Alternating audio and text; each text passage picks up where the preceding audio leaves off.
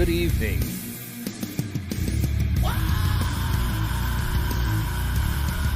And welcome to the War Room. This is Jimmy James doing Jimmy James things. If you don't know who Jimmy James is, you need to check out the New Watch podcast. I can tell you one time, which will be returning Monday, don't want it with us. July I can 25th, tell you one time, that we'll 2022. fuck you up. I can tell you one time, He did this intro. go grab your guns. He also did the intro for Hit or Miss, Tuesday nights at 9 o'clock. I had taken it upon myself to create a music video for it. And for his New Watch podcast, actually. And eventually I'm going to do a video for the War Room song also. It's the best part right here. Love it. I know it's a long intro, just indulge. Just 2 minutes.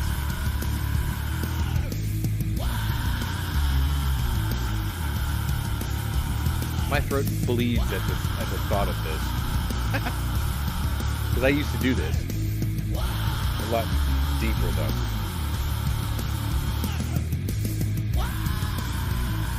Yeah. Really good at it.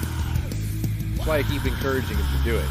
And if you have a podcast and you want a theme song for your show, he can be commissioned, as can I, to do you a music video for it. So we can do that. You can email me in the description below. There's an address there. I know it's very long, just cut and paste it. And if you want a theme song or music video for your show, we can do it. It's something that I find kind of fun. And Jimmy gets more practice. But anyway, as previously stated, good evening and welcome to the War Room. This is day 149. That's we're getting there. I mean, what are we, a month away from half a year? That's pretty wild. This has been going on for 5 months. 5 freaking months. And there's no end in sight. So good evening to you, Shady Hill and Mad Sexy. I see you are in the audience. I usually have others trickle in later. Yeah, he might be hurting himself doing that. I noticed, I used to do vocals like that too in my 20s and early 30s. And, it was back when I smoked. And it got to the point where I would wake up spitting up blood because I'd hurt my vocal cords. So I gave up that style. And then eventually I quit smoking. So, but I can't do that nearly like I used to. We used to do like karaoke nights with Metallica and stuff too, which is actually pretty cool. Anyway, let me go ahead and drag Scott in here because he's in the green room waiting. So this is Scott P79. Good evening to you, sir. And live from the hospital, right? So anyway, I thought that we were going to have a short show because there weren't a lot of stories actually. I go through multiple sources, and there just wasn't as many as usual.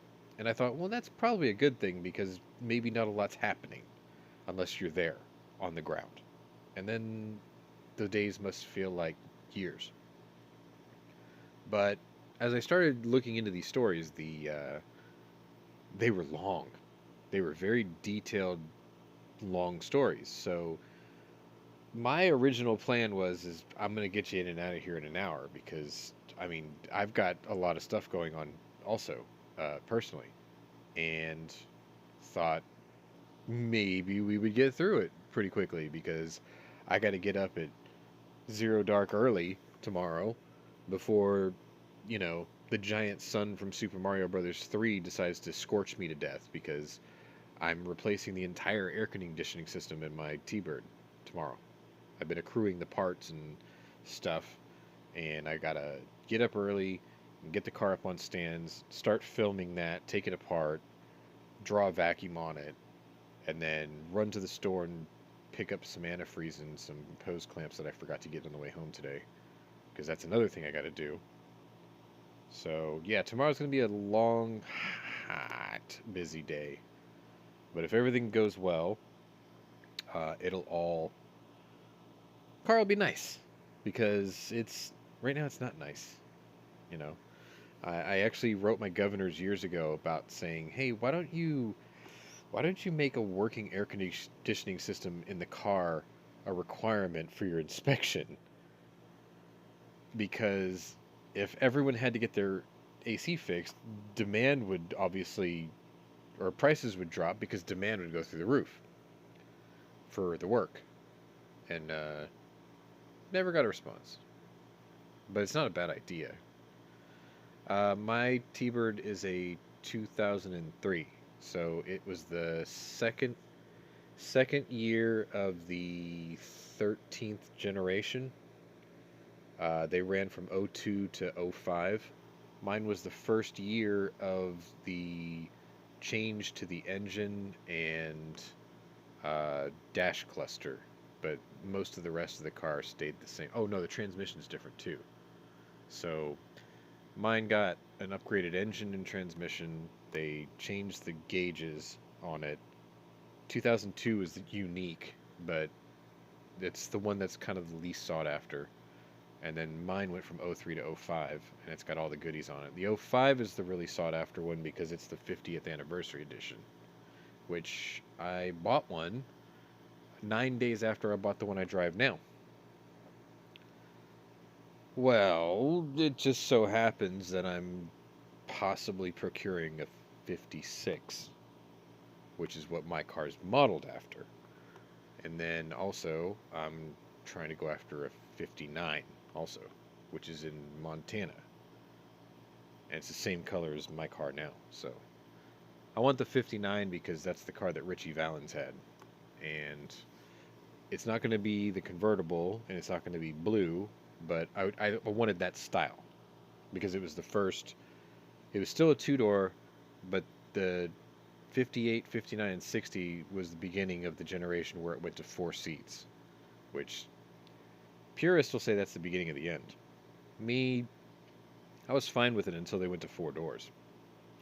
Oh, yeah, so there's a guy in my area. He's got a 56. It's black. It's got a little bit of a rake to it because he's got some big back tires on it. It's sitting on some centerline wheels. Black with a white top. It's the same color combo as Marilyn Monroe's, which is kind of the reason I want a 56. Anyway, now you know. I got to work on the AC tomorrow, and then I got to do 500,000 dog baths as usual. And then I got to, I got to wash the puppies because they haven't had their first bath yet. They're 4 weeks old. But, because their mother's very clingy to them, so you don't really want to handle them too much early on. But, yeah, they're going to get their first baths in their little tiny claws clipped tomorrow. And then 4 more weeks from now, hopefully I'll have people adopt them and they'll be somewhere else. Making people happy.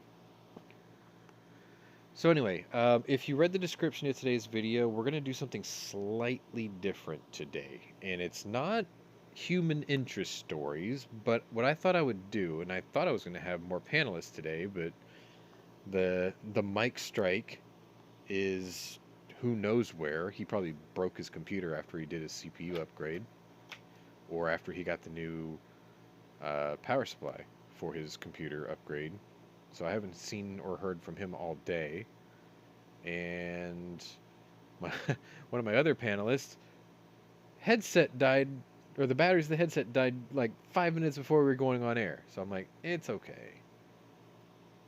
And then obviously Fridays were busy for most people anyway, so I didn't expect much. But what I'll do is I've got 2 opinion stories. And the original plan is I thought we were going to have all the panels we had from last week, and we were going to round robin it after I read it. So that way we can talk about, do we agree with it? Is this writer completely wrong? Maybe you in the audience can even opine on it. So let me start with one of those first because it's the one I put on the top of the list. Also, I'll point out the scroller is up to date as usual, and some of the changes are very sparse. For instance, shipping and aircraft, because obviously Russians aren't flying over Russia anymore or over Ukraine anymore because they don't want to get man padded. And then they're not really shipping anymore because they don't want to get Neptuned. Or So, harpooned. or harpooned, or sea wolfed. But shh, you're not supposed to know that last part. Anyway, um, so those numbers don't change much, but the helicopters numbers, those changed a bit. The troop numbers, those changed quite a bit.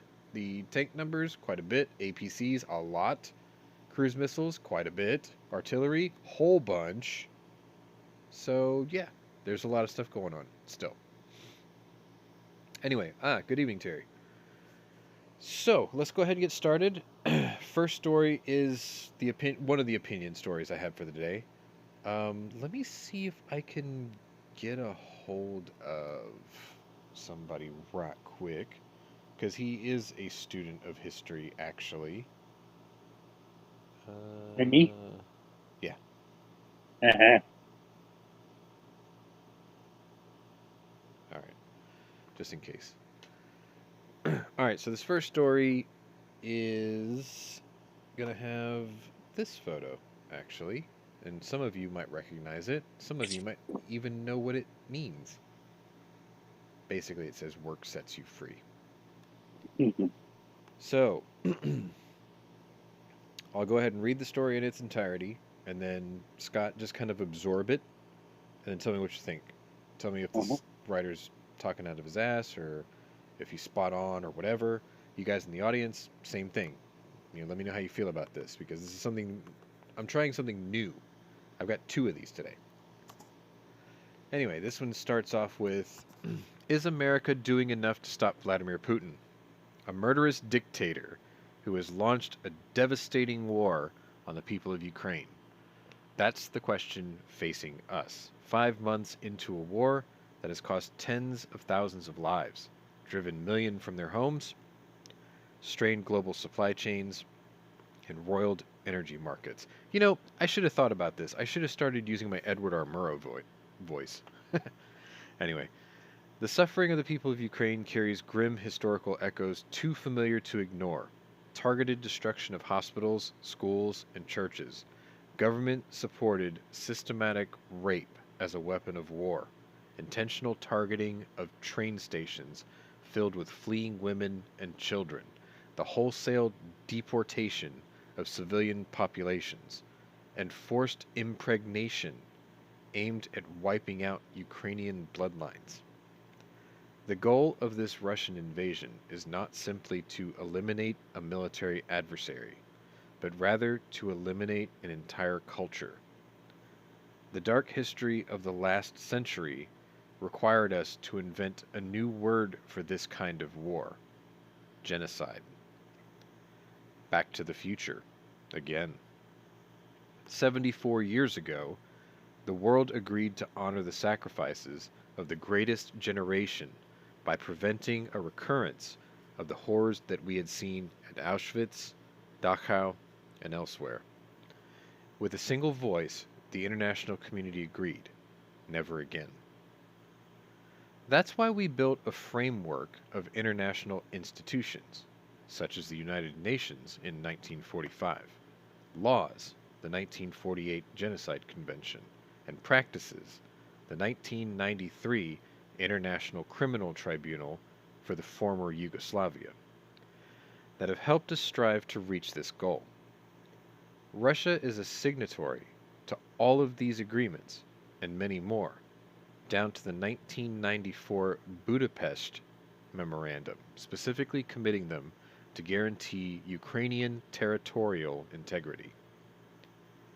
84 years ago, the world learned the costs of appeasement in the wake of the ill-conceived Munich Agreement, which gave Adolf Hitler control of parts of Czechoslovakia in exchange for a guarantee of peace. Despite existing international agreements, that assured Czech territorial integrity. Less than a year later, German tanks rolled over European borders and began 6 years of the sort of attrition warfare we are now witnessing across eastern and southern Ukraine. The final cost, then, was 80 million people dead, and it taught us a painful lesson we must never again appease to a violent, expansionist opponent. Morality issues aside, a host of practical consequences await us if we do not stop the Russian onslaught now. As the conflict metastasizes, people across the world will suffer from continuing disruptions of global food supplies, further price gouging from energy suppliers, and the extreme cost of a new round of rearmament by America and its NATO allies. This is not abstract geopolitics. The effects of this conflict are already hitting the pocketbooks of Americans. But these are not the costs that matter the most for America. In the early 20th century, we strove to avoid entanglement in European wars that seemed far away and of little direct consequence.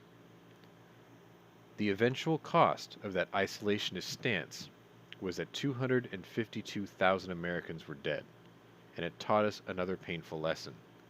We must not hesitate to intervene early to stop conflict, lest we pay a much heavier price in blood down the road. The way to avoid such horrible costs in the future is to do more in the present. Our governments are leaning forward with impressive volumes of military and humanitarian assistance, but are still falling short of meeting all their needs. Ordinary people across the world have stepped into the gap, providing the Ukrainian people with aid that nation-states and large traditional charities cannot.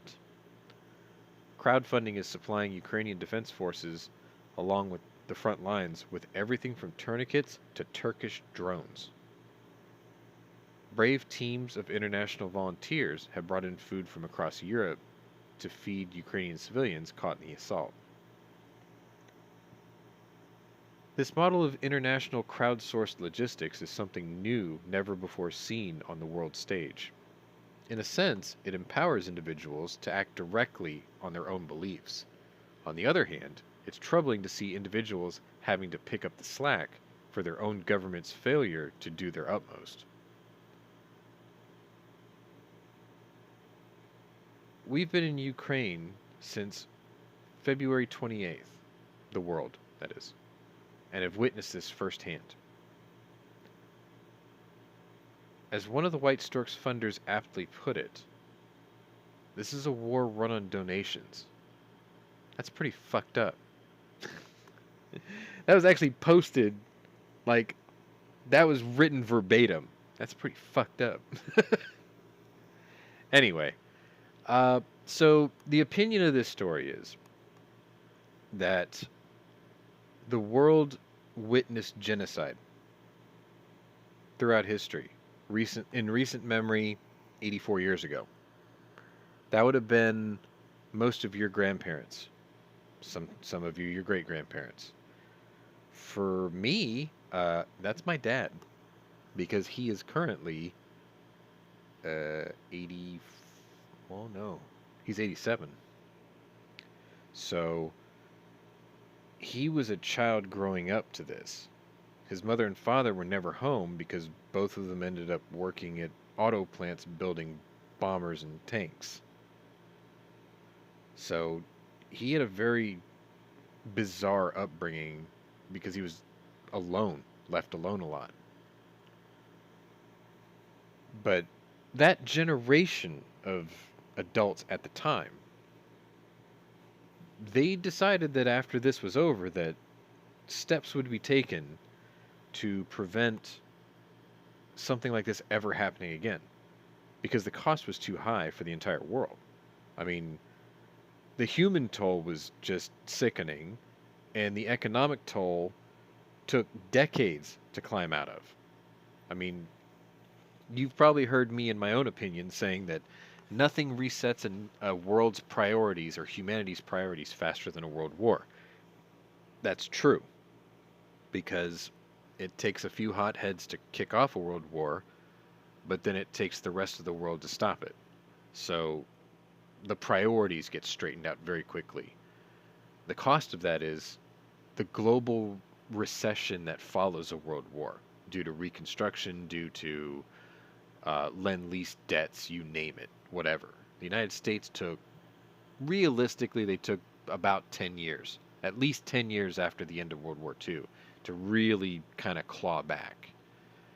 Great Britain, on the other hand, some would argue that Great Britain didn't claw out of World War II until nearly 1980. Uh, I think I heard Rick say this once from Rick's Life as I See It, but he was growing up on the other side of the pond, and he said something to the effect of the type of rationing that was enacted on the people of Great Britain during World War II didn't end until the mid 60s. That's insane. Like, why were they still rationing after the war? It was over. Did they just not get relief afterwards in, goods and services and perishable items or whatever? I don't know. I wasn't part of that generation. But he made mention of that, and I've heard it before. So, if the whole world decided that they were going to make sure this never happened again, then how did it happen again? We saw something happen in the 90s in Central and South Africa. We saw it again in the late 90s, leading into the early 2000s. Now it's happening in Ukraine. Okay, so Mad Sexy says he doesn't understand what this is, what this has to do with Ukraine. It was an opinion on why has the world allowed this to happen in Ukraine after learning the lessons of World War II. That's what it is. I told you this was going to be slightly different.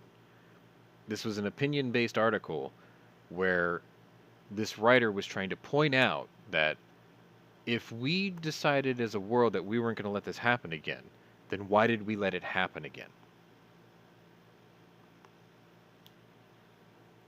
My opinion on the fact, or on this, is it happened in Africa, it happened in Yugoslavia, it happened in Iraq. I guess one could argue that it happened in Afghanistan, and now it's happening again in Ukraine.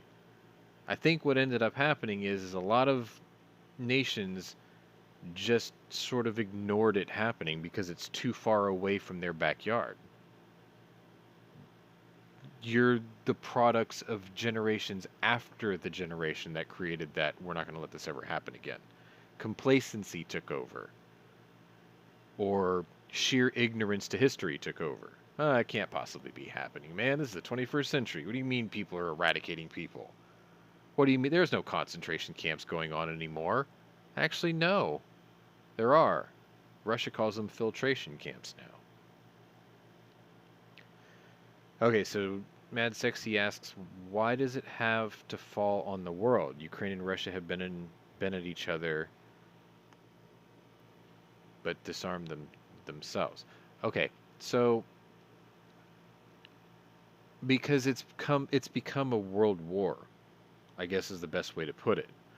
When we became I guess when World War II had ended, and we created the United Nations, and we created the EU, or when we created the UN, what these constructs were is let us all come together to meet a common goal. So that means we created a boys' club, so to speak, of brotherhood nations that would always watch out for one another because safety in numbers, right? And a byproduct of safety in numbers is sharing technology, sharing trade, sharing the human resource, language, culture, whatever. Despite people trying to resist the movement, I guess is a way to put it, is it has become a one world economy in a way. The internet, like, I can go further back than that. At the turn of the last century, the world was vast, huge, gigantic. There weren't allied nations back then, not even the League of Nations yet. So the world felt huge because everything was done by train, steamship, horse. Took a long time to traverse. Charles Lindbergh did the first transatlantic flight. Suddenly the world got a lot smaller. Then we, created transcontinental aircraft, supersonic jets. Everything made the world smaller each time. High-speed cars, high-speed trains, high-speed airplanes made the world smaller and smaller and smaller. Then all of a sudden, late 90s, early 2000s, boom, the internet. The world became very small because now, instead of making a phone call for $7 a minute, you can sit there and type away at your keyboard and talk to your relatives halfway around the world in Seoul, South Korea. The world wasn't big anymore. I was gaming in college. I was playing an online RPG called Rose Online. I loved it. I was playing with people from all over the world. The dedication of the players was insane. We had clan members that lived in Australia and in Japan. So, like, I would be playing at, like, in the summertime, I'd be playing around 10 a.m. until 5 a.m. the following morning, right? Well, think about what that person in Australia is doing. He's up from, like, 5 a.m. until 11 p.m. his time the next day. That kind of thing, right? The world was that small. Like, we were all playing the same game together from all different parts of the world. The world got really, really small. So, if there's a conflict in a world that feels that small, and we're all, quote, coming together, safety in numbers, then this has dragged everyone into a conflict, whether we wanted to be in it or not. Either because exports and imports have been hurt. For instance, grain exports out of that region have been severely hamstringed. For gun guys like most of us, Zenitco exports have been banned. So it hurts us in something as, fickle as that. Everything has an effect on somewhere else, somebody else. So this opinion story is why did we allow this? How did we allow this, and why did we allow this? That's my take on it. Scott, what do you think? I mean, am I spot on? Is this writer talking out of his ass or what? I think he's pretty much talking out of his ass. Because if you go back from... The easiest way to put it is the UN is the League of Nations 2.0. Sure. And we know how the League of Nations failed fucking miserably. Right, but this is failed about to the prevent World War fundamental One, of it. failed to prevent World War II, failed to prevent genocide all across the globe, which after World War II, there were plenty of other genocides. Just ask China. Just ask Tibet. Pol Pot's people. The Khmer Rouge. So, genocides across the globe, nobody gave a shit about. So you're saying that how did we allow this happen isn't a new concept because it's always ended up like this? Yeah. It's apathy. I can sort of see what you're saying. It's either too far, too few people know about it, too few people care about it. Could it just be because of the boys' club? No, it doesn't have anything to do with the boys' club. Well, I mean, like this. Ukraine has been trying to get into NATO since 2014. They've had to bend over backwards and disarm their nuclear arsenal, and they still weren't let in. Sweden and Finland got in 4 weeks. Yeah, that was in retaliation. Boys' club, though, for right? what Russia's No, that was purely retaliation for what Russia is doing in Ukraine. I understand, but You want to fuck with them? Well, we're going to do this. Right, but see, that's my whole point, is Ukraine tried to get in 2014 before it got to this point, which obviously is what Sweden and Finland capitalized on. They were like, see, they knew that was going to happen. We want in before that happens. And the UN was like, huh, or NATO was like, huh, I guess we should let you guys in then. And Ukraine's just sitting there going, what the fuck? I don't know. I mean, I understand what this guy is saying, because I think what he's trying to say is the construct of UN, the construct, the principal theory of how it was supposed to work, would have It's set no this different up. than the League of Nations, and that was a miserable failure. Right. He's saying the fundamentals of it had, as set up, was supposed to say this should never happen again. And you're saying that the system never successfully did it. And I think what this guy's No, saying is the League of it should Nations have was done set it. up to avoid World War One. I thought that was formed after World War One. No, it was before, I think. Well, you got to be sure, because I mean, think about it. The UN or NATO You look. wasn't created until after World War II. Yeah, I know that was post League of Nations, World War I'm II. pretty sure, was after World War One, not before. Because before World War One, think about what the United States was doing. We were geopolitically nobody, right? We had the American Expeditionary Force. We took outdated naval ships and painted them up pretty and white with Okay, it gold was gilding. founded in 1920, so yeah, it was post World War One. See, so that blew So, that right out of the water. It was supposed to prevent a second World War. Did it? Ah, right, but they were sort of No, tricked. it failed miserably. They were sort of No. tricked. They lacked the political will to do what was necessary to prevent World War II. Okay, so Everybody saw the fucking writing on the wall with Hitler. And then you had Chamberlain go over there and sign his little piece of paper saying no World War, and yeah, he sort of everybody knew that was full of shit. he didn't come back running with his hands in the air screaming, they're going to attack, we should prepare for this. He kept trying to play No. the elder statesman until it was too late.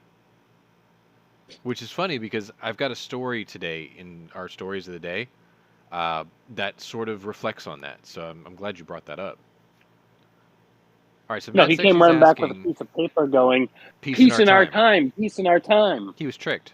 And everybody knew not to fucking trust Hitler. Yeah, he was being very naive, but on the face of it, he was tricked. He was lied to, obviously. Which is why even he stepped Stalin, down. who signed a peace pact with him, did not trust Hitler.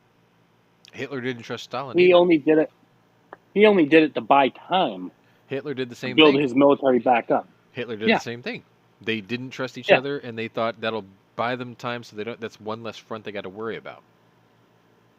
Anyway. Yep. All right. So Mad Sexy's saying, so if Ukraine knew this and they were having problems with Russia, then why did they disarm their people and not beef up their military? They kind of did.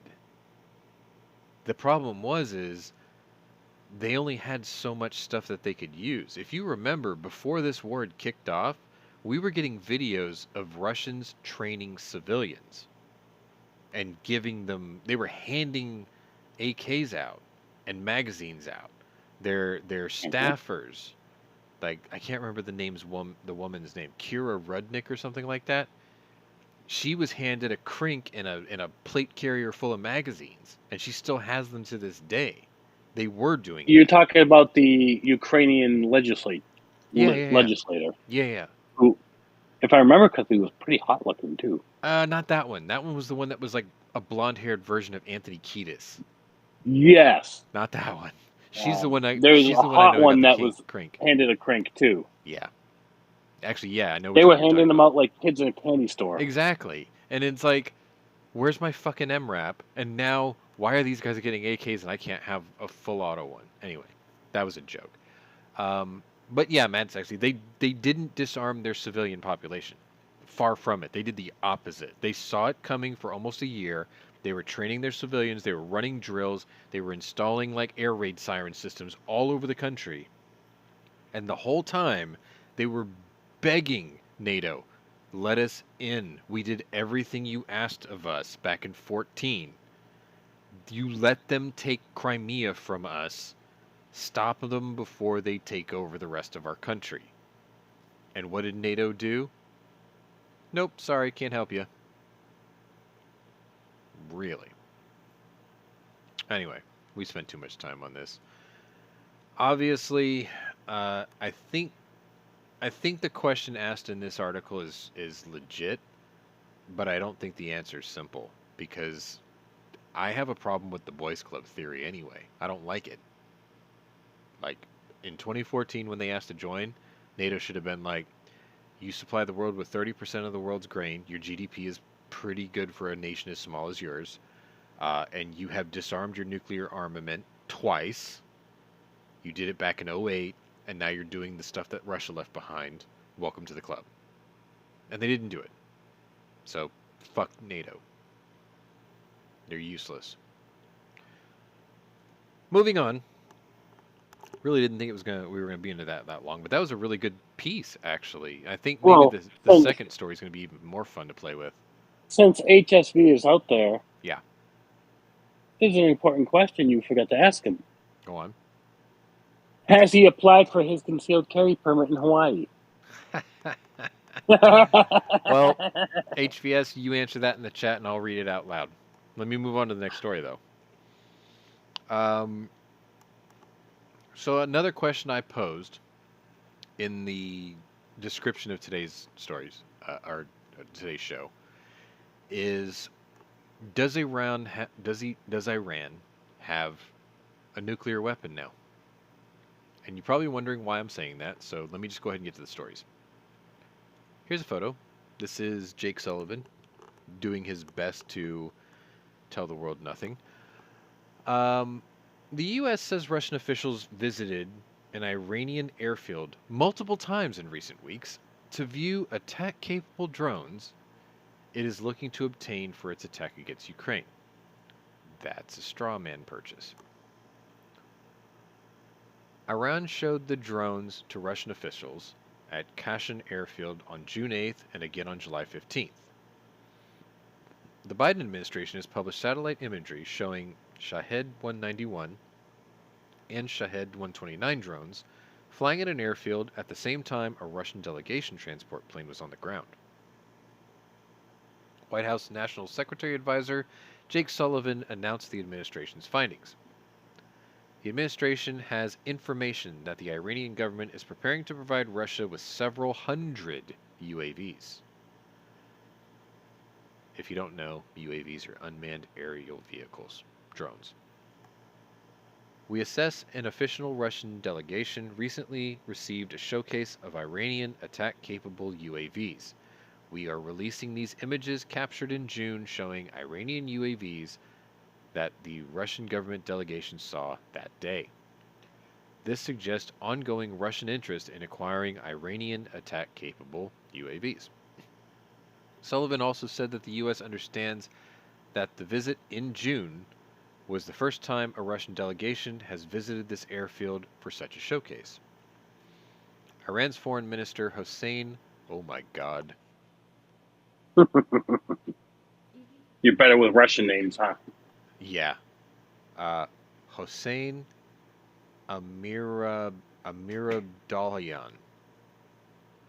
Let me try that again. Foreign Minister Hossein Amirabdollahian. That's easy the second time.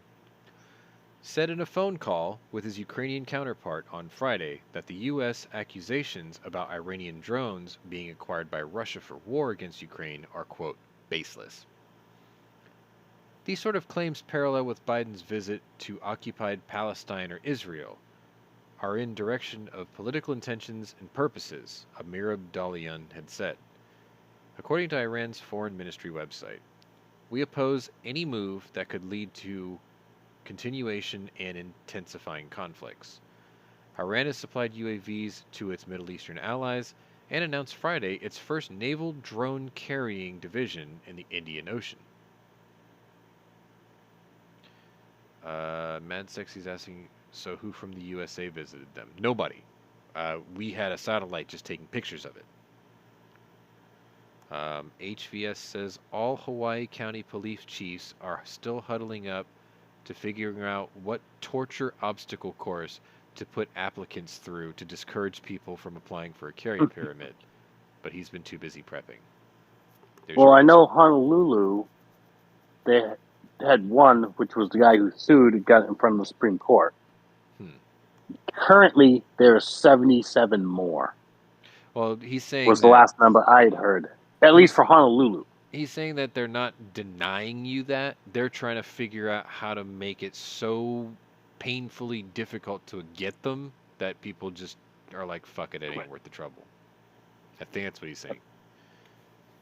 But Anyway, here's the thing: they can't. no, they can. They can Oh. still issue it to you, but they can still set up the rules on how to get one. And I think that's what he's saying that they're doing.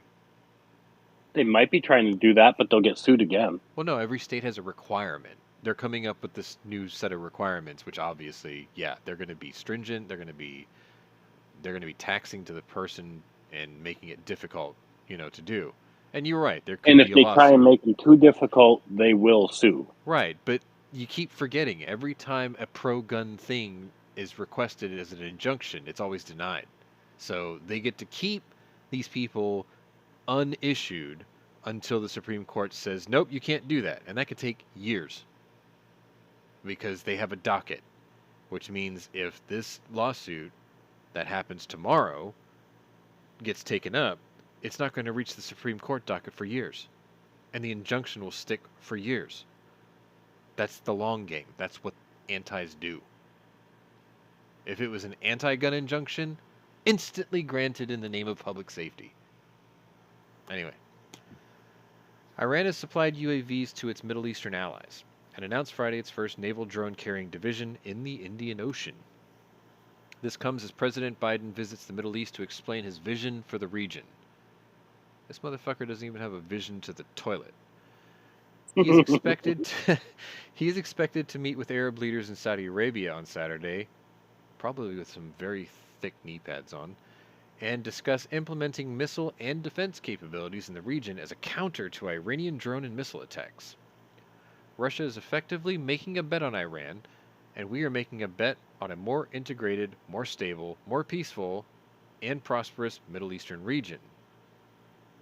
Biden has pressed Arab countries to strengthen its stance on Russia's invasion of Ukraine. None of the countries represented at the summit have followed the U.S. in sanctioning Russia, which means we're on our own. So anyway, I asked the question, does Iran have nukes?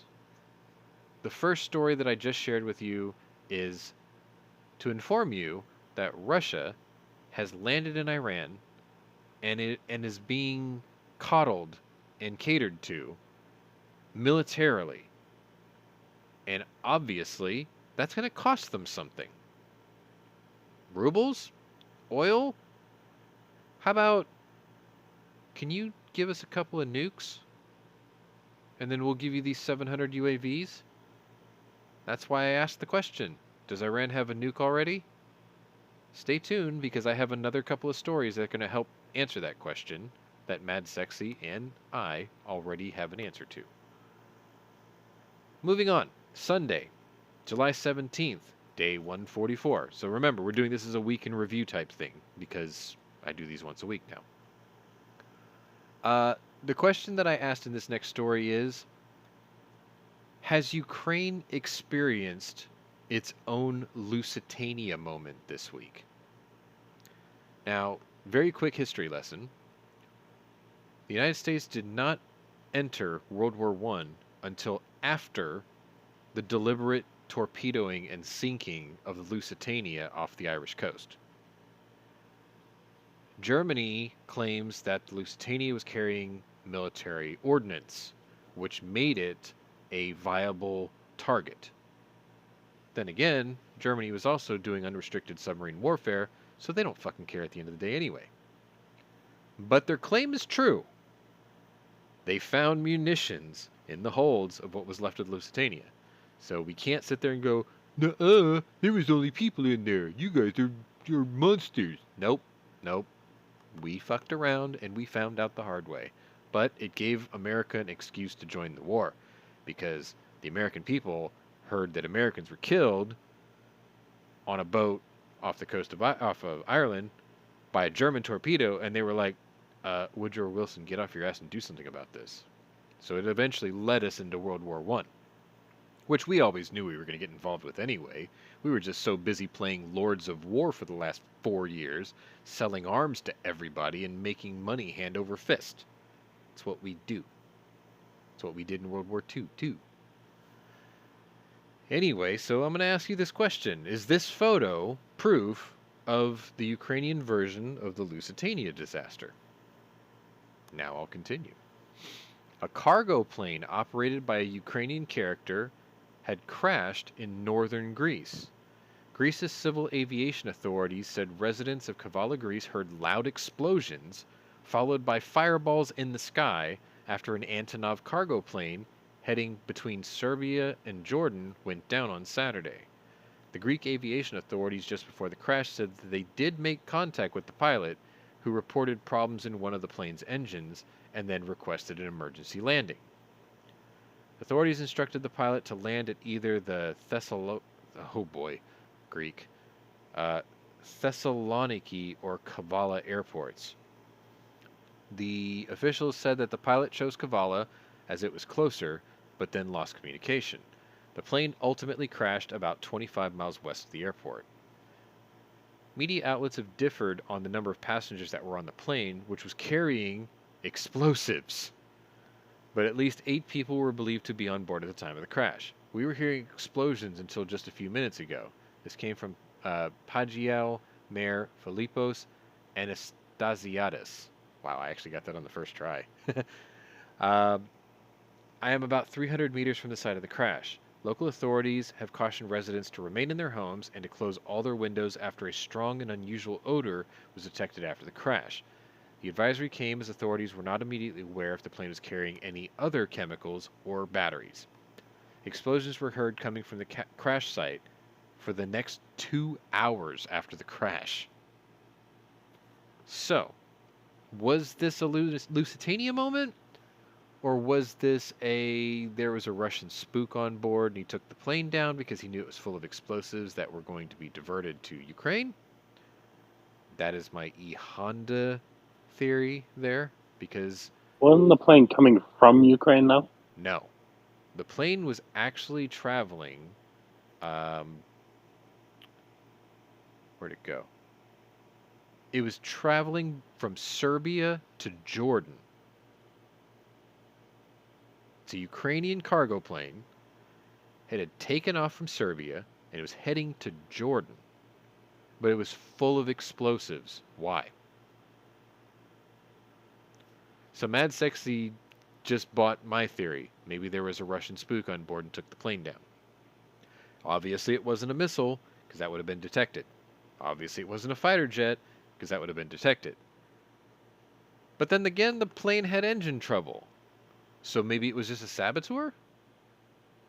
Or just bad luck? Or just bad luck. I don't know. It's like plane full of munitions going to 2 other countries, but owned by Ukraine. It's like, doesn't that just seem weird?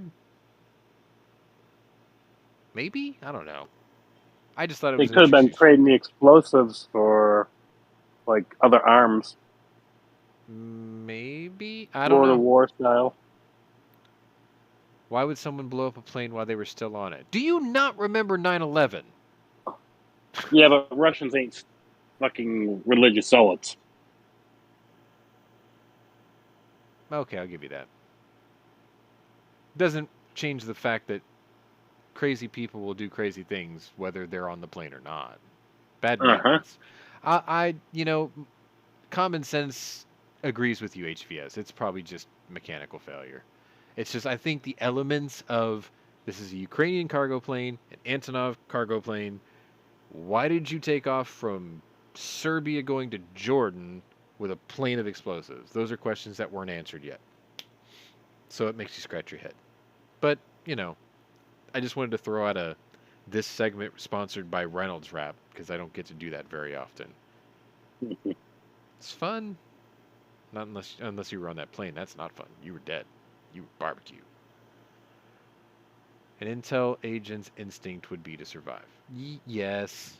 Yes. But then again, I just watched the third season of Das Boot, and the intel agent, I don't want to spoil it, because if you guys have not seen Das Boot, the series, you're doing yourself a disservice. Probably one of the finest sequel series ever.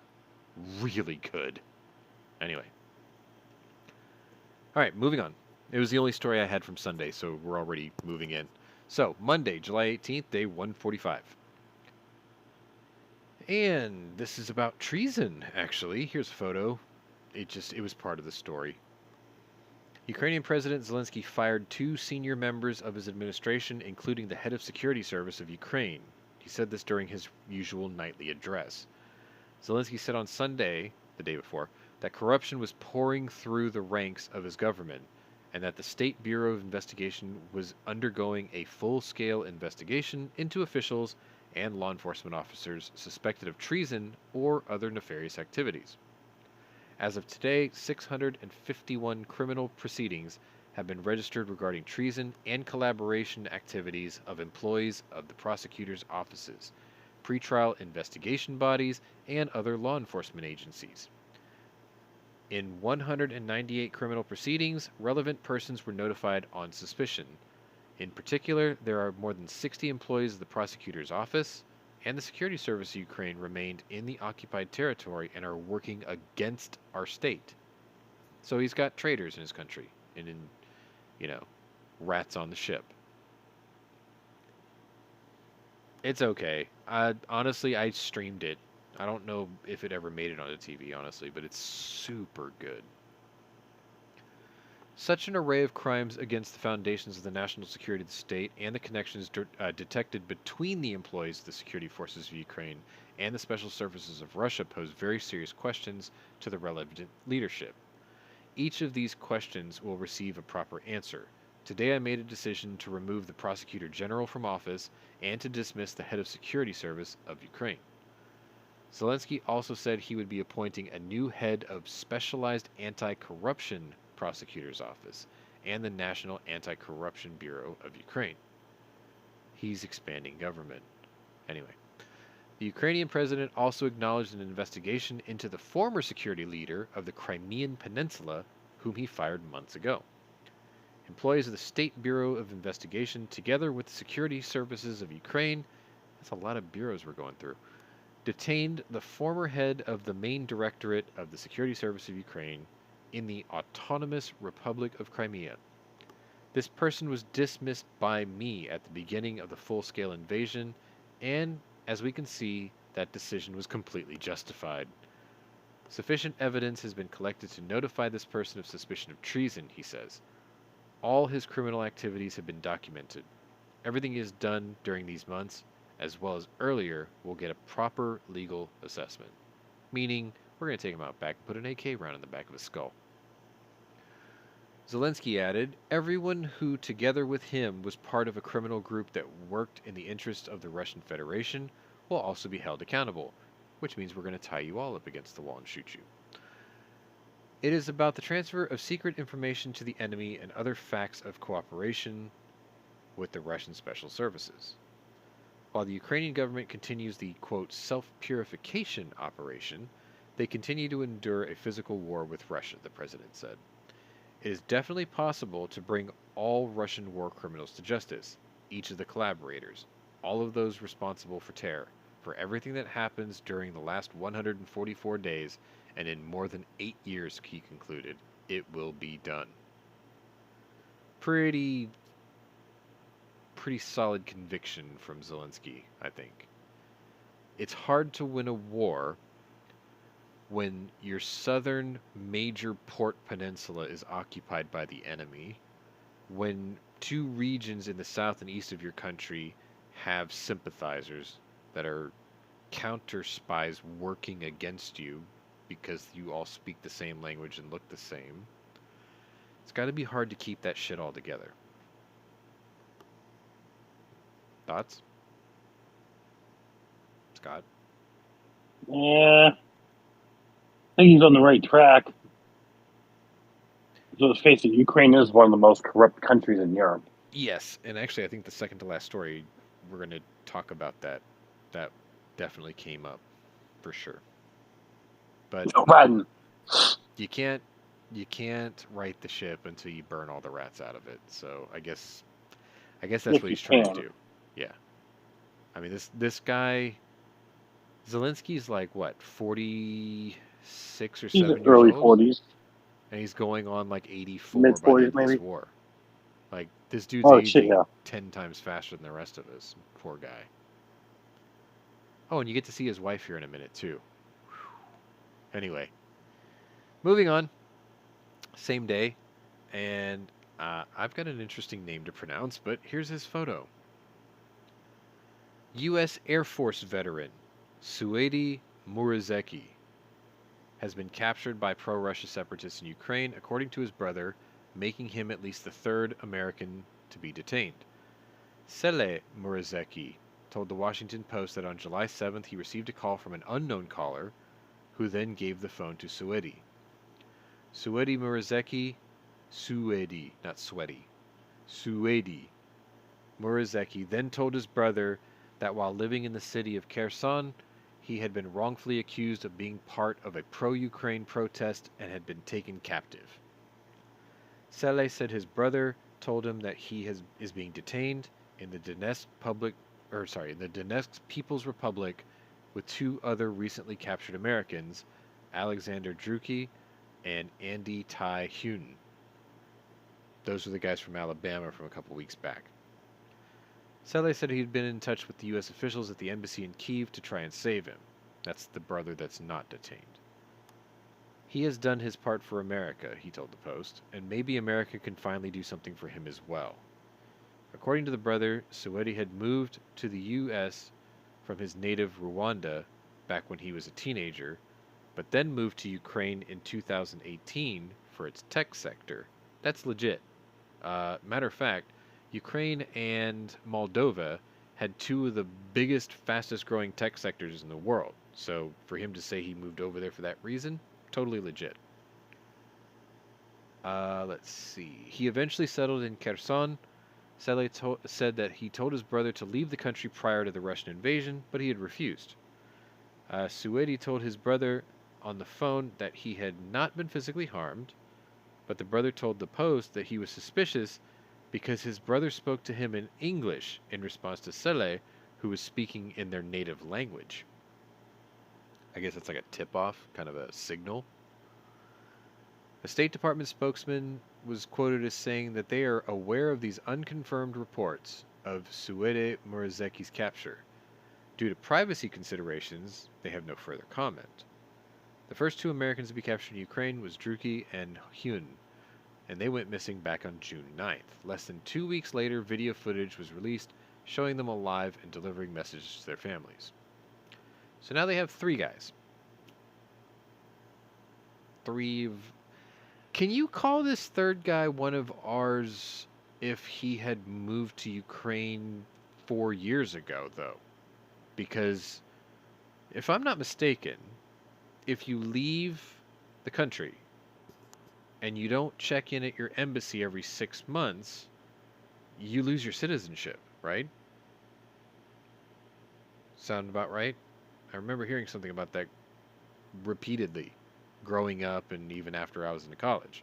It was like, if you go abroad, you have to check in with your embassy to maintain your citizenship status or whatever.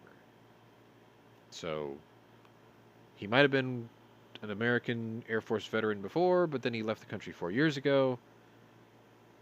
Is he still under the protections of United States internal affairs? In a way. Like, do we Oh, he's have... still a U.S. citizen. Is he? He's been gone 4 years. Doesn't matter. Unless he voluntarily revokes his citizenship, he's a No. U.S. citizen. No, if you leave the country for more than 6 months and don't check back into an embassy, your citizenship is forfeit. No. Like, that's been a thing for decades. That's why they have embassies all over, all over the world, so you can make sure that you check in or whatever. No, it's for diplomatic relations with other countries. Well, yes, but also people that are serving or visiting or working abroad or whatever. Like even my friend who works on oil rigs, right? This guy travels all over the world. They set up his building schedules and his travel so he's always coming back in time to check in so he doesn't have any problems with his citizenship status. Which is funny because he looks like a hobbit, like a very dark East Indian hobbit. But he's from Trinidad, but he was a naturalized citizen of the United States. So it's like his is really complicated because they look at him and they're just like, "Are you sure you're from here?" And he's like, "Yes, I went to school at Texas A&M." So anyway, yeah, I mean they're still gonna try, obviously. Quick answer is no, you cannot. What? Citizen cannot lose citizenship solely by living outside the United States for a long time. Hmm. There are nuances and exceptions, Mm-hmm. but by far, no. Oh. All right then. Okay, so the next story is going to be the other opinion story, by the way. HVS says U.S. has embassies everywhere so that ExxonMobil has somewhere to throw cocktail parties. So they can rail lines of coke off of people's or hookers' asses too. No, it's so Raytheon can wine and dine foreign militaries. That's fine. All right, so here's this photo, deliberately chosen. And this is the other opinion story, so hunker down, focus, and then tell me what you think. I think we're more or less going to be in agreement with this one. President Joe Biden's Russia-Ukraine policy has been a monumental disaster. That's all I've got. No, I'm just kidding. There's more. Russia's forces are in the 5th month of laying devastation to Ukraine as Biden continues to write checks to Zelenskyy with no end in sight. Here are Biden's top 5 failures in Ukraine, which could have devastating long-term consequences for our country, not to mention for Ukraine. First, not only has the Biden administration failed to deter Putin, its actions gave Russian forces a head start before launching their assault on Ukraine. Putin was able to mobilize a battle-ready force of 190,000 troops who almost encircled the entire country of Ukraine. This occurred over the course of weeks and months, while U.S. diplomats naively negotiated with the Russians in Europe over security guarantees that both sides knew were unachievable. Doesn't that sound like Chamberlain that you just quoted me earlier? Mm-hmm. Incredibly, as Russian heavy weaponry was flowing into Ukraine's border, field hospitals were being stood up, blood supplies were being delivered. Biden's intelligence and security officials claimed that they had no idea what Russia's intent was and whether Putin has made the decision to invade. Common sense should have told them that Putin's men weren't just going to sit around sipping borscht and nibbling on chicken Kyiv. There's a quote in the movie Crimson Tide. You don't put on a condom unless you're going to fuck. These guys amassed 190,000 troops for almost a year along the border of Ukraine and set up field hospitals and rushed over blood. You don't do that for field exercises. Anyway, the denial of the obvious reminds me of my struggles as a former DIA intelligence officer for Russian doctrine and strategy to convince officials in the Obama-Biden administration that Putin was serious about his goal to reverse the outcome of the Cold War. Despite that, the intelligence record was unambiguous about Putin's plans to fracture NATO and reestablish control of Russia's former Soviet satellites, including Ukraine. The Washington bureaucrats came up with every possible excuse why Putin wouldn't do what he clearly stated he would. Russia's GDP is the size of Italy's, and Russia is a gas station with no economic ability to sustain large-scale military operations are the kinds of excuses I heard from the Obama-Biden Democrats. Or bureaucrats, rather. Second, Biden gave Putin a green light to attack Ukraine. by stating in January that a quote, minor incursion would not provoke a major U.S. response, and by ruling out in February the possibility of the United States deploying troops to help Ukraine fight the Russians. In May, as Putin's forces were bombarding civilian targets and committing atrocities, Biden penned a stunning major U.S. wait. Oh, sorry. Biden penned a stunning guest essay to the New York Times.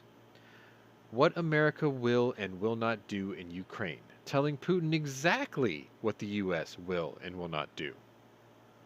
Broadcasting to Putin that Americans are not willing to fight and wouldn't send troops into the theater, even to rescue its own citizens, removed the one single fear factor that may have affected Putin's decision calculus.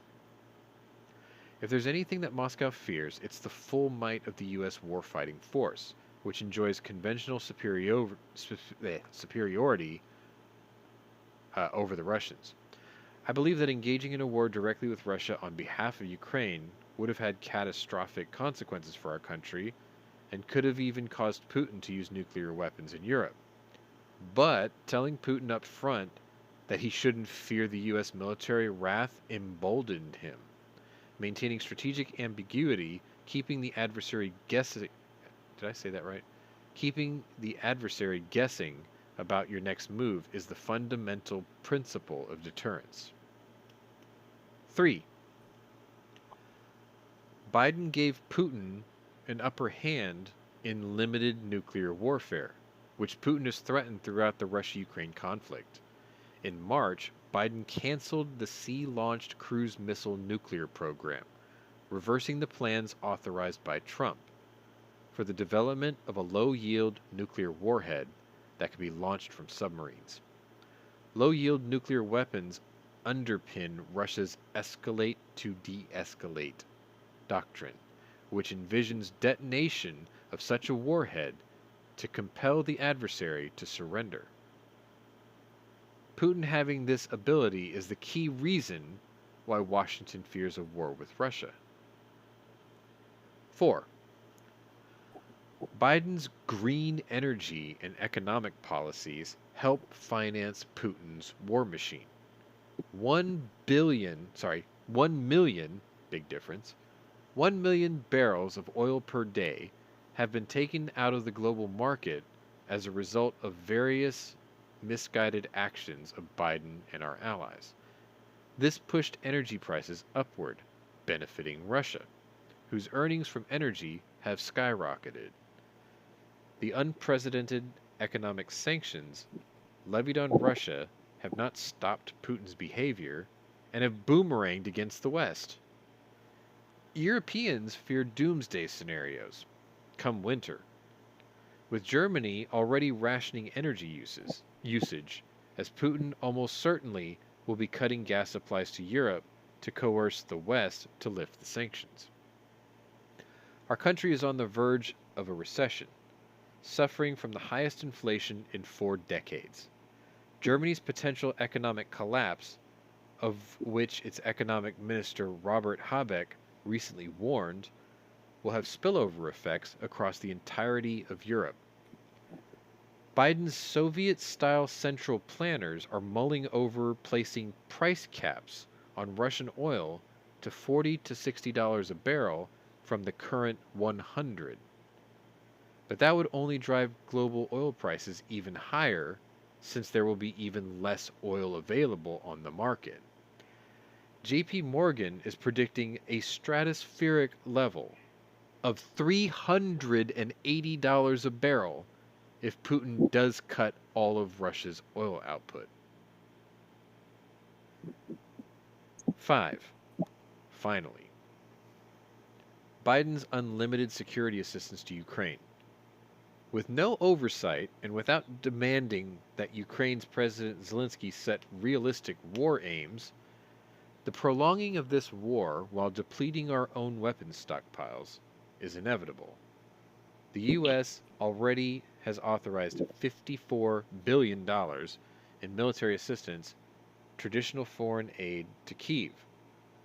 With $8 billion spent since the beginning of the Biden administration. There's no amount of money or weaponry that would be sufficient for Ukraine to achieve victory, as defined by Zelenskyy, because Russia's military is disproportionately more powerful than Ukraine's. While the Ukrainian leader has displayed extraordinary talent to rally the support of the entire Western world, his stated war aims are frankly unrealistic.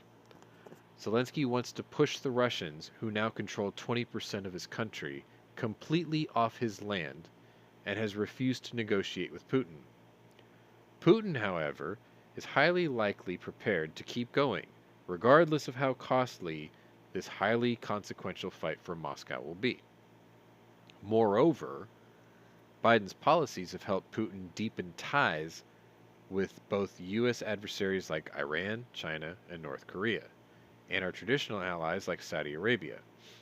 Again, the Biden team revealed failure to understand the fundamental rule of strategy: not to push your enemies closer together by pulling your allies away. Biden's incompetent policy is harming the U.S. Meanwhile, Putin will continue to conquer the rest of Ukraine regardless of what it costs him. Is this right or wrong? Now, remember, his credentials is he was the former DIA officer for Russian doctrine. And this is a person who knows Russia probably better than most. And he picked 5 blatantly obvious things that this administration has done that is failing not only us, but the rest of the world. My opinion on this is I agreed with 4 out of these 5 points. I think the 5th point is the one I don't really agree with, because he's saying that we keep writing blank checks to Russia or Ukraine, and no matter what we send them, without another military presence, not just Ukraine's, that he is incapable of pushing his invaders out. I don't agree with that.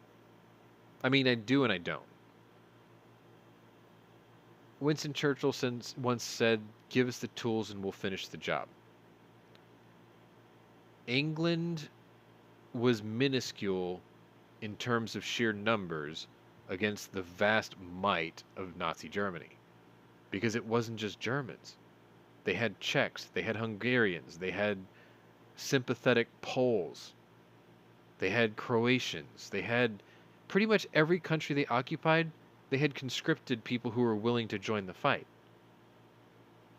So it's World War II all over again, shifted over a couple thousand miles east. Small nation defending against a much larger adversary. You're right, we're not going to push them out of Ukraine unless other nations help Ukraine do it. So why hasn't that happened? Well, because of Article 5 and NATO can't do that. Okay, this is where Jaime would have jumped in and said, NATO has a doctrine that NATO nations can't fight other NATO nations, which is why we can't send in the military to fight against Russia.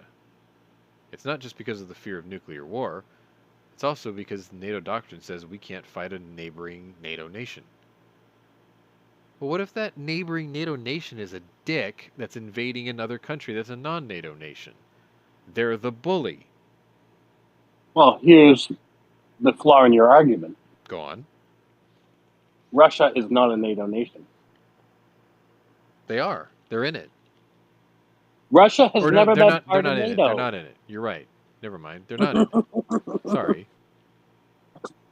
So yeah, then why aren't we doing it then?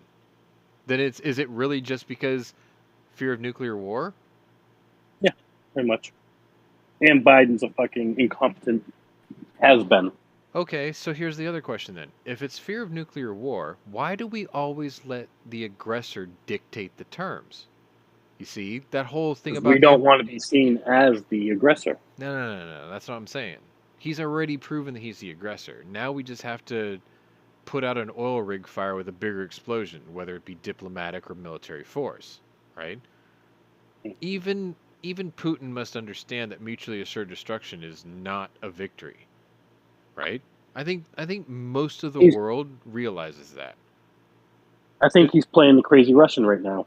I don't think so. I think he just knows that he's got the world by the balls because no one's willing to call his bluff.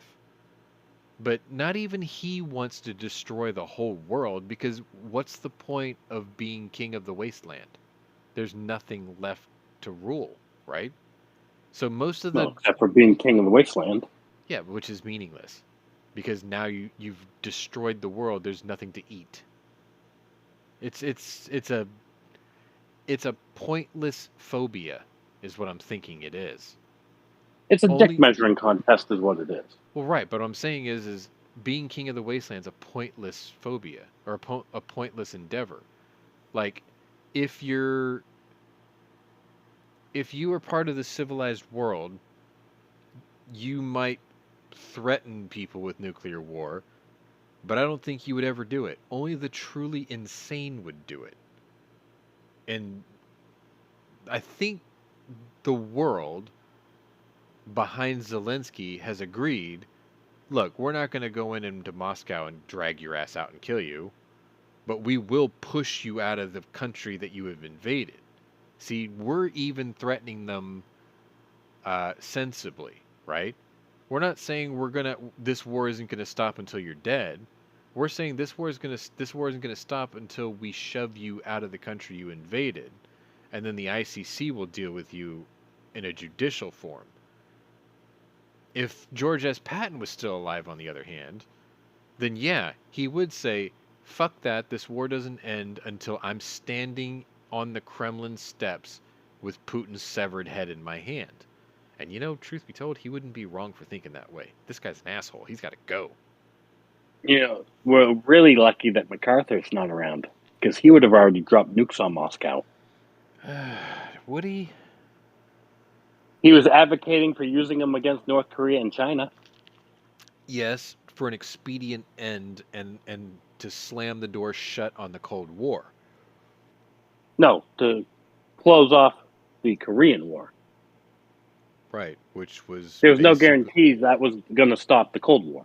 No. Because at that point, the Korean China War didn't was have... the opening stage of the Cold War. That's No, the whole point. not even close. Yeah, it was. The Russians were flying jets dressed up as North Koreans. It was a dress rehearsal. And there were skirmishes way before that, post World War II. It wasn't a formal. That wasn't the formal hostilities, is what I'm saying. This was the opening act, and MacArthur wanted to just slam that curtain shut and be like, nope, not gonna happen.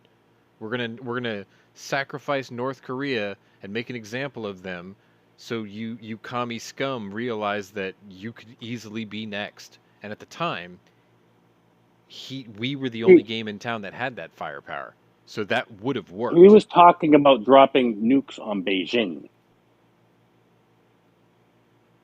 In response just to North their Korea. Involvement in Korea. Yes. Okay, well think Which about what at the China time looked would like have brought after... Russia into it. Think about what China looked like at the end of World War II. They were a devastated nation. The Chiang Kai-shek thing didn't even happen yet. And how many troops did they commit to Korea? A lot. How many million? A lot. But see, that's the point. That's all they had. They had no navy. They had no nukes. They had no tanks. They only had men. And they sent men. That was the only resource they had. No, I honestly, I think that if MacArthur had his way, that could have very abruptly ended the Cold War. Because remember, no one else had a nuke yet. How would the Russians have responded to that? They wouldn't have been able to. They would have doubled their efforts to build their own nukes. Look how long it took them to copy the B-29 that carried a nuke. They didn't fly it over Red Square until, what, 48? I'm just saying. How long it took us to build? B-29 was in development in the 30s. Yeah. Yeah, so for them to reverse engineer it in half the time is not a bad thing. Well, it's because they had a working model in their hand. Exactly. It's easy to reverse engineer something if you have a working model in your hand. We had to start Yeah. something from the ground up. But to be fair, development of the B-29 wasn't that difficult because To they keep the were just engines from exploding and catching fire was. no, no, no, no. Okay, I'll give you that. But that was a problem with Pratt and Whitney. That wasn't a problem with Boeing.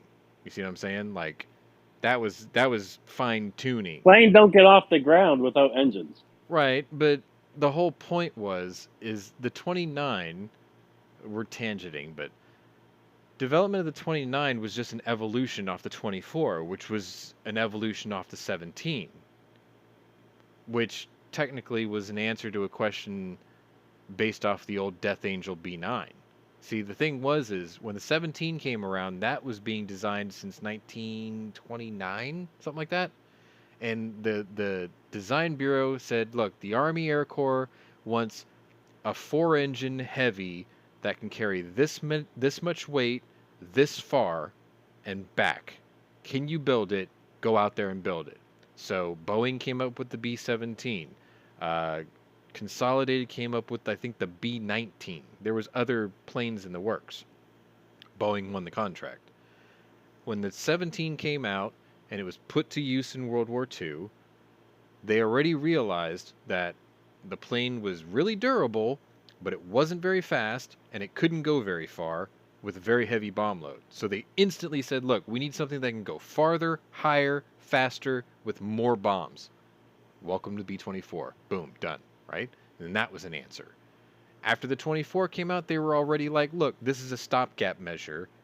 We did this in a hurry. We need something even better than this because the distances over the Pacific are much further. So then the requirements were we have to be able to hop from island to Japan's mainland and back, and a 24 can barely do it. There's a movie out there called Shady Lady about the longest running B-24 mission against Japan, and it was done by the Australians. And it barely made it back. I think it ran out of fuel on the way back. So it's like all of our development was answers to questions based off of the needs of the time. And then the evolution from that. The Russians just simply took the 29 that they had interred and said, well, let's just copy this. That's easy in comparison. Of course You know it's going why to be they faster. copied it? Because it was the only thing at the time that was big enough to hold a nuke. Because they saw the size of our nukes because they had spies all over the United States. No. Yes. It was because that was the only heavy bomber they had access to. No, they had. Oh no, you're They right. did The not have TU-4 was the first one. long-range heavy bombers. Right. The TU-4, the copy of ours, was the first. You're right. And then everything else after that snowballed. Actually, what came after the TU-4 was incredibly fast. Because they had all these different ideas after they saw like the Avro Vulcan and like the Arado 234 jet bomber. They had tons of ideas after that. Anyway, And lots of good German engineers. Yeah, that too. Anyway, I think the whole point of that opinion story was, yes, Biden's really stepping in it, but I think the whole world really stepped in it. This could have all been prevented in 2014. If the world put their foot down on Biden's throat in 2014 and he didn't get Crimea, he would have had to look elsewhere. He probably would have continued his attacks on like South Ossetia and Georgia or whatever. You know what I mean? Like he would have finished that thing first, or he would have like eradicated Chechnya or something. Which, funny enough, I don't think I posted the story. But Chechnya is in sort of their own version of a civil war right now? Have been for years. Half the country is fighting for Russia, and the other half is fighting for Ukraine. And the half that's fighting for Ukraine is threatening to step over the border and invade Moscow. Now, I don't think they're going to succeed, because, yeah, it's a good-sized division, but, boy, you want to talk about... You remember how we said that every world war kicked off with some small do-nothing nation or whatever that had something happen in another nation, and then that gave everyone an excuse to go off to war. Well, here's something food for thought. Half the contingency of a Chechnyan military invade Moscow and attack it, and then Moscow reacts by leveling Chechnya. Sounds like something that would lead to even a further world war, wouldn't it? Anyway, HVS is asking, can we bash Russian tank design again yet? No, Yes. no. No, we can't. Pop goes the weasel. No, we can't make fun of Russian tanks right now because they're not even talking about We don't tank have any more. They don't do that too, actually. That's a very good point, well made. We can't make fun of something that they don't have That's the anymore. thing. I think the Ukrainians will be able to outlast the Russians because the Russians are already running out of equipment. Well, funny that you mentioned that because one of the last stories I have for today will support your theory. Anyway, I'm done with the opinion story. I think most of us have talked it to death, but I think we all agree Biden's a fuck up. Okay, so we're moving on to Tuesday. God damn it, we're already an hour and a half into this. We're only halfway through the What stories. about making it quick? I can't. We're only halfway through the stories of the day, so if you guys in the chat leave and then catch it on the replay, I completely understand. So I'm just going to take this halfway point to say thank you for watching, and if you do watch the replays later, thank you, and that's cool too. I understand that this is Friday night and you guys have things to do. We are only about halfway through this. I really thought this was going to be a short show. I'm dead wrong. Anyway, Tuesday, July 19th, day 146. And again, I asked the question, does Iran have a nuke yet? Here's a photo for you. Russian President Vladimir Putin arrived in Iran. Actually, should I pronounce that that country correctly? No. I always want to, but I can't do it when I'm reading quickly. President Putin arrived, I'm just going to say it the wrong way. They arrived in Iran Tuesday to hold meetings with leaders from the region's top players as he looks to solidify relations amid his war in Ukraine. After meeting with Iranian President Ebrahim Raisi, Putin is scheduled to hold talks with Turkish President Recep Tayyip Erdogan, when discussions on an array of issues ranging from the war in Syria to Moscow's export blockade in the Black Sea are expected. The Tuesday trip is only his second international venture since invading Ukraine back in February, and comes as Western officials warn that Moscow and Tehran are bolstering ties. The White House announced last week that it has reason to believe that Tehran is sponsoring Putin's war in Ukraine by providing it with sophisticated drones as Russian weapons supplies lag under heavy international sanctions. Ooh, fish and chips sounds really good. Anyway, the State Department could not be reached for comment on whether the U.S. or NATO... Wait, did I skip something? Sorry, I did skip something. Hang on a sec. White House advisor Jake Sullivan said that the U.S. had received information indicating that Tehran was gifting several hundred unmanned aerial vehicles, including weapons-capable UAVs, to Moscow on an expedited timeline, a move that could prompt additional international sanctions. State Department could not be reached for comment on whether the U.S. or NATO allies would target Iran in a new round of sanctions for appearing to assist Russia's war effort. Though the move comes as Western talks have stalled on securing a nuclear deal with Tehran. Sidebar. You will never get a nuclear deal with somebody who's got their fingers crossed behind their back, you fucking morons. End sidebar. However, as Putin looks to solidify an alliance with Iran amid his war in Ukraine, which has isolated Russia economically and diplomatically, he is also set to engage with Erdogan on the issue of the global food crisis, which I will address in the last story of the day. Turkey, which is a NATO member, has led the way in hosting negotiations between Russia, Ukraine, and the UN in an attempt to lift the naval blockade in the Black Sea and ensure grain and other food products like cooking oil so it can be exported. Officials have been sounding the alarm for months that Russian forces off the Ukrainian coastline have blocked the export of some 20 million tons of grain. and has led to food shortages felt worldwide.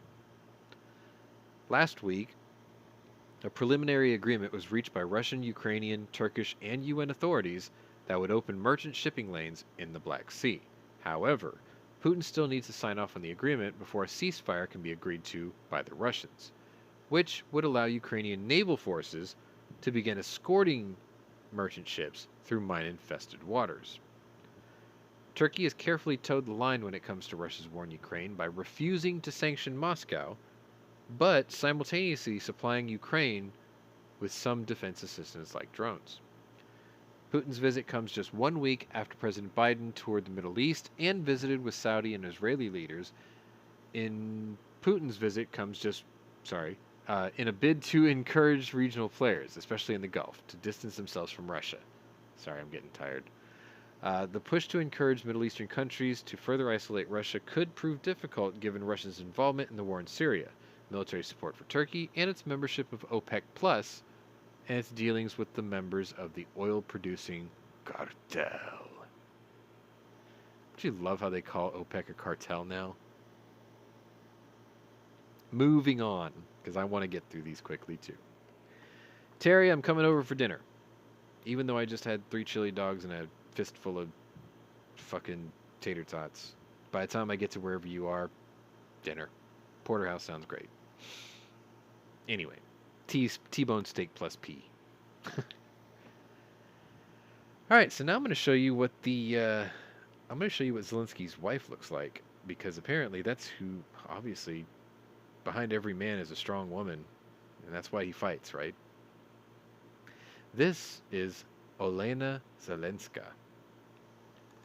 The First Lady of Ukraine, Olena Zelenska, on Wednesday addressed Congress in an emotional appeal as Russia continues its deadly war in Ukraine. Zelenskyy highlighted the atrocities that Russian forces have committed on civilians, particularly on the children of Ukraine. In an unusual turn of events, the Ukrainian First Lady made a plea for arms and defensive weaponry to better fend off against Russia's continued assault. I'm asking for weapons, she says. I'm asking for air defense systems in order for rockets not to kill children in their strollers. Help us stop this terror, she continues, and this will be our joy, a great victory in the name of life, freedom, and the pursuit of happiness. We want every mother and every father to be able to tell their child to go to sleep peacefully, and there will be no more airstrikes. Is this too much to ask for, she questions.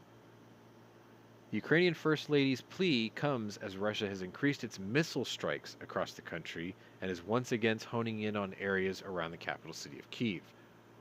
I have a story for this. What you are about to find out about what the Russians are using in desperation, you might find funny, or tragic, or pathetic. But we'll get to there in a minute. That came from the UK Ministry of Defense. I have the whole thing. We'll read through it. It's great. Russian Foreign Minister Sergei Lapdog on Wednesday, I'm still calling him that, announced that Moscow's war ambition was no longer just full control over the Donbas regions, but said Russia has expanded the geographical objectives of its special military operation. Oh, you mean to tell me that he didn't want just those 2 regions? Say it ain't so! Anyway, Lapdog said that the Kremlin's objectives to, quote, denazify and demilitarize regions of the Ukraine has extended to the Kherson and Zaporizhia and a number of other territories in Ukraine. Does that surprise you at all? You give them an inch, now they want the mile. You give them a mile, now they want the whole country. Ukraine needs biogenic weapons. In other words, they need to hire Wuhan Bio Research Lab. You might not be far off. Let's see. Though the Now you're going all E-Honda. No. HVS said that. Though the foreign minister's comments suggest that this is a new strategy Moscow will pursue, Russian forces have occupied these areas and engaged in a brutal campaign there for 3 months. Lapdog suggested Russia's objectives in Ukraine had changed as Western allies continue to send defensive aid to Kyiv. Lawmakers in Congress and the Biden administration have vowed to continue supporting Ukraine. The Congress remains with Ukraine as it fights to defend democracy, not only for its people, but for the world. This came from Speaker of the House, Nancy Pelosi, also Queen of Insider Trading, if you haven't been keeping up with the news. The UN High Commissioner for Human Rights, OHCHR, last week confirmed that there have been at least 11,544 civilian casualties in Ukraine, with 5,024 people killed, including 343 children and 6,520 others who have been injured, although the OHCHR believes that the actual casualty figures are 4 times higher than what it's reporting. Duh. Didn't you see the mass graves? Anyway, yeah, that's Olena Zelenska. She's not bad. Nice lady. Anyway, moving on. So you might be wondering why I have a picture of Juice as today's thumbnail for the War Room. You're about to find out. Boom. A bipartisan group of senators this week urged the Pentagon to consider deploying warplanes to Ukraine as it continues to grapple with Russia's months-long deadly war. In a letter led by Senator Dan Sullivan, Republican of Alaska, to Secretary of Defense Lloyd Austin and Chairman of the Joint Chiefs, Mark Milley, a bipartisan group of 6 senators urged the Department of Defense to consider 4th-generation fighter aircraft and necessary flight training to be included in the next round of military aid packages. You mean that thing that Zelenskyy asked for on the first fucking day? I probably should have said sidebar. Anyway. Oh, by the way, this is a Fox News story I'm about to share with you. Speaking to Fox News Digital while on duty at 2 a.m. in Ukraine, one fighter pilot, who goes by the call sign Juice, championed the move and said that the advanced aircraft would be critical to fend off Russian forces. Not just 4th-generation fighters, he explained, but actual U.S.-made fighter jets. Juice detailed how the U.S.-made warplanes include critical capabilities that dated MiG-29s and Su-27s, which Ukrainian fighter pilots largely rely on, just don't have. U.S. jets are multifunctional platforms with advanced sensors and weapons, which could help us, first of all, to defend our cities, our infrastructure, and our civilians from the missile strikes and bombers, to gain air superiority above the front lines, and to secure the land forces. The pilot whose squadron garnered international attention in the first weeks of the war as they took to the sky to defend Kyiv, said that the next step would be to use modern aircraft for counter-offensive action. Juice, along with fellow fighter pilot Moonfish, traveled from the front lines last month to Washington, D.C. to meet with Sullivan and other lawmakers and explain that without planes equipped with modern defenses, they were just running suicide missions when facing off against Russian sorties in the sky. That would be correct, especially if you've been watching the Grim Reapers. Thanks to Scott for pointing those people out to me. Because I haven't gone to bed before 3 a.m. a single night for months now, watching that stuff. Anyway, they heard our urgent needs, promised to help, and now they're keeping their word, Juice told the news in response to the letter. The Biden administration has yet to throw its support behind sending warplanes to Ukraine, and officials on both sides of the aisle have argued that it could, quote, escalate the war and may prove logistically challenging to properly maintain the aircraft and to train the pilots. However, U.S. and Ukrainian officials told Fox News Digital that Ukrainian pilots are more than capable of being trained up on modern U.S. 4th-generation aircraft in a matter of months. Speaking from the Aspen Security Forum Wednesday, Air Force General Charlie Brown, who also serves as the Chief of Staff to the military branch, echoed his support in training Ukrainian pilots, and said that the U.S. and its allies have a responsibility to be prepared to train them in various capabilities and capacities. However, the 4-star general would not comment on the type of aircraft the U.S. or its allies would use in training or potentially provide to Ukraine. And just give them one F-117As. Fuck it. We don't use them anymore. Anyway, he said that the Ukrainian Air Force needs to work in coordination with allied nations to ready the runways, expand training, and logistically prepare by organizing the delivery of spare parts and ammunition.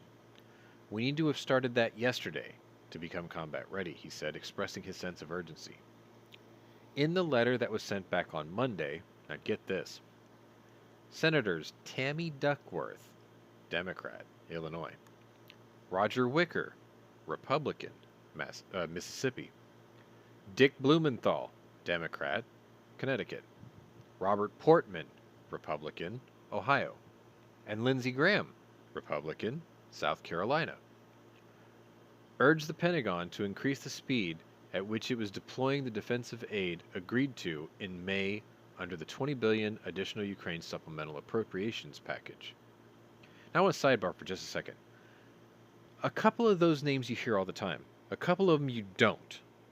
These aren't the typical Republican sellouts that come across the aisle to help Democrats pass things. Maybe one of them is. But by and large, when it comes to the subject of war, the agenda lines are blurred way differently, obviously. Like, Lindsey Graham working with Tammy Duckworth.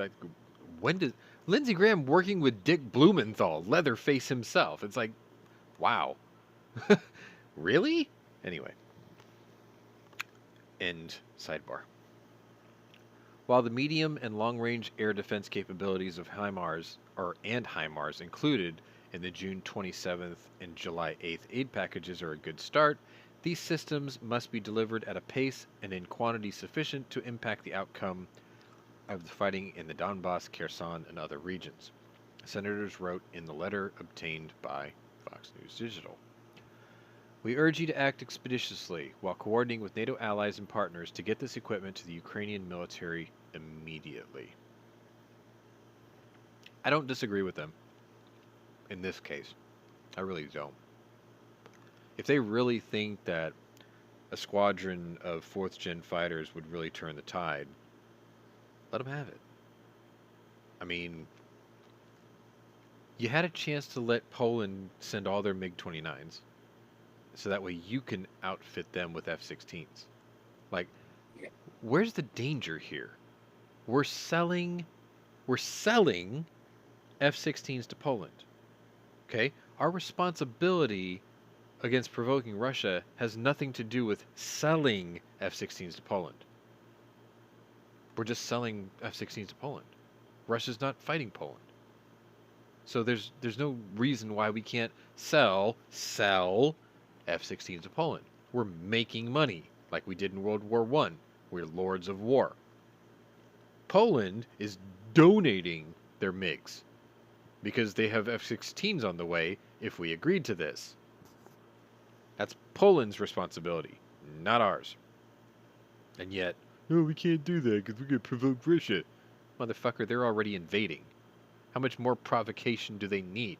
They're already fighting. Anyway. Send them what they ask for. What could possibly go wrong? If they win, great, the war's over. If they lose, well, you lost a couple of planes, but you know what? You can bill them for it. Moving on. Oh, man. This is good old Mr. Bulldog Cheeks himself. From Syria, that is. Here's a picture. Syria said Wednesday that it is formally breaking diplomatic ties with Ukraine in response to a similar move by Kyiv. Syria is a strong ally of Russia, which joined Syria's conflict back in September of 2015, helping tip the balance of power in favor of President Bashar al-Assad. In late June, Damascus said it would recognize the independence and sovereignty of Ukraine's Russia-backed eastern Luhansk and Donetsk regions, becoming the first country to recognize the two breakaway states' independence. That led Ukraine to sever ties with Syria. The Syrian Arab Republic has decided to break diplomatic relations with Ukraine in conformity with the principle of reciprocity. Basically, that's a fancy way of saying, well, they did it first. It said that Ukraine had, in reality, ruptured relations with Syria back in 2018 when it refused to revalidate residencies of Syrian diplomatic staff in Kyiv, making it impossible for it to carry out its duties. It said that the Syrian embassy at that time suspended its duties as a result of the hostile attitudes of the Ukrainian government. Wednesday's announcement came as Syrian Foreign Minister Faisal Mikdad was in Tehran to meet with Iranian officials, a day after a summit meeting between the leaders of Russia, Iran, and Turkey was held in Tehran. In only his second trip abroad since Russia invaded Ukraine in February, Putin conferred with Iranian President Ibrahim Raisi and Turkish President Recep Tayyip Erdogan on the conflict in Syria. After abandoning its bungled attempt to storm Ukraine's capital of Kyiv 2 months ago, Russia declared that taking the entire Donbass is its main objective. Moscow-backed separatists have been battling Ukrainian government forces in the Donbass since 2014, and the region has borne the brunt of the Russian onslaught in recent weeks. So anyway, that story in short was Syria severs ties because Ukrainians did it first. That's all it really is. Moving on. Here's the good news. 4 stories left. We're gonna make it. Thursday, July 21st,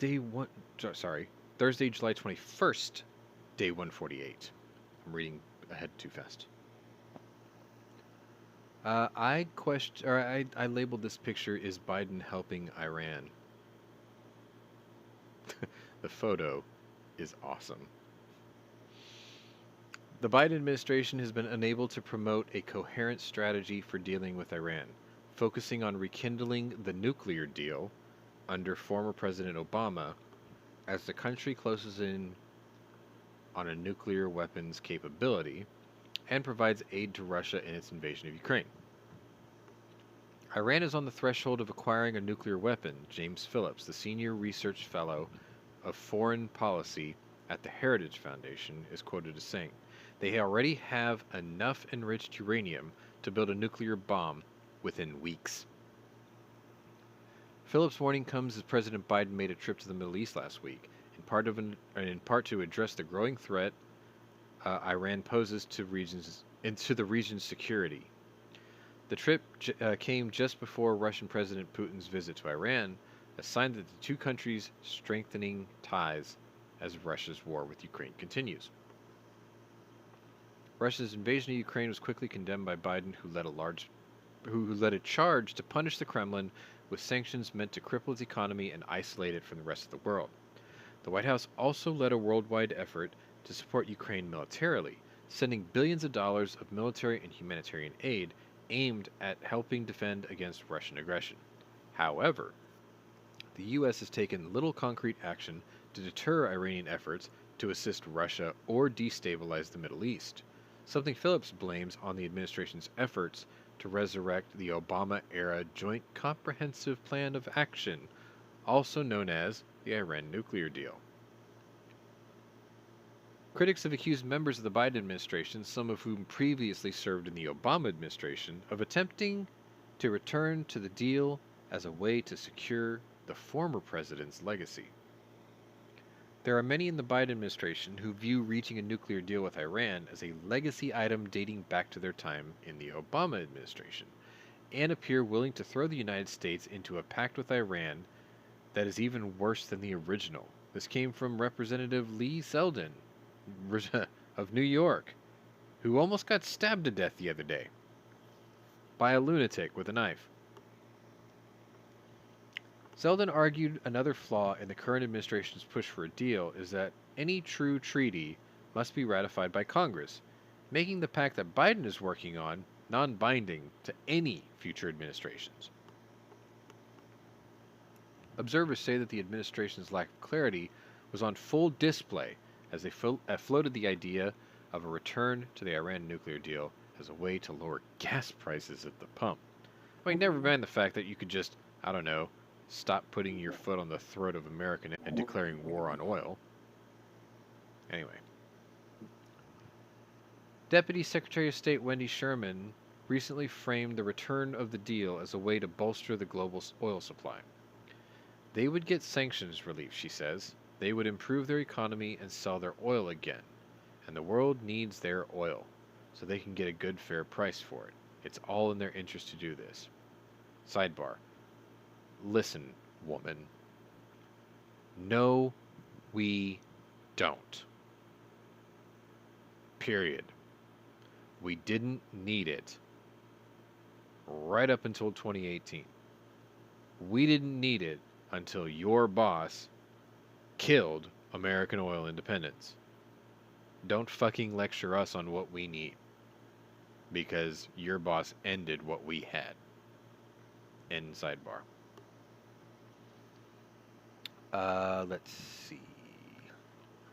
However, little has been done to curtail Iranian aggression, even as the country continues to provide support to the Russian war effort. Earlier this month, U.S. National Security Advisor Jake Sullivan revealed that intelligence indicates Iran had already or was close to sending Russia hundreds of UAVs, including weapons-capable drones, to assist in the military operations in Ukraine.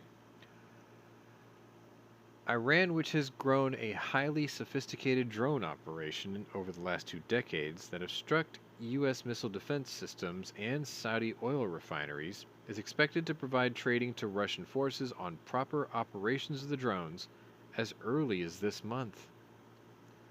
The move has not gone unnoticed by Republican lawmakers who have called on the administration to act more forcibly against Iran. Iran's UAVs were already destabilizing the Middle East through attacks by Iran and its proxies before Iran extended its malign activities to help Russia's unprovoked war of aggression against Ukraine. This came from Representative Michael McCall of Texas. He is a Republican. The ranking member of the House Foreign Affairs Committee. We cannot tolerate these two malign actors working together against security and stability around the world. That's why I introduced the bipartisan Stop Iranian Drones Act, which clarifies that U.S. sanctions on Iran's conventional weapons proliferation, including UAVs. Senator Marco Rubio of Florida called out what he said was a Biden administration policy of concessions to a terrorist regime that will accelerate its plans to achieve nuclear status. The Ayatollah is fueling Putin's war machine and plans to contribute to the deaths of countless innocent Ukrainians, Rubio says. Instead of enforcing congressionally mandated sanctions on Iran's drone program, the administration continues to pursue a disastrous nuclear deal with Tehran. The Biden administration has painted itself into a corner on Iran sanctions. It greatly underestimated the leverage it would need to extract another nuclear deal from Iran. It let its foot off the pedal on the maximum pressure sanction strategy that the Trump administration had adopted. Phillips argued that the Biden administration was politically uncomfortable with carrying over policies from the Trump administration, leaving itself in a difficult position to punish Iran with sanctions or a credible military threat.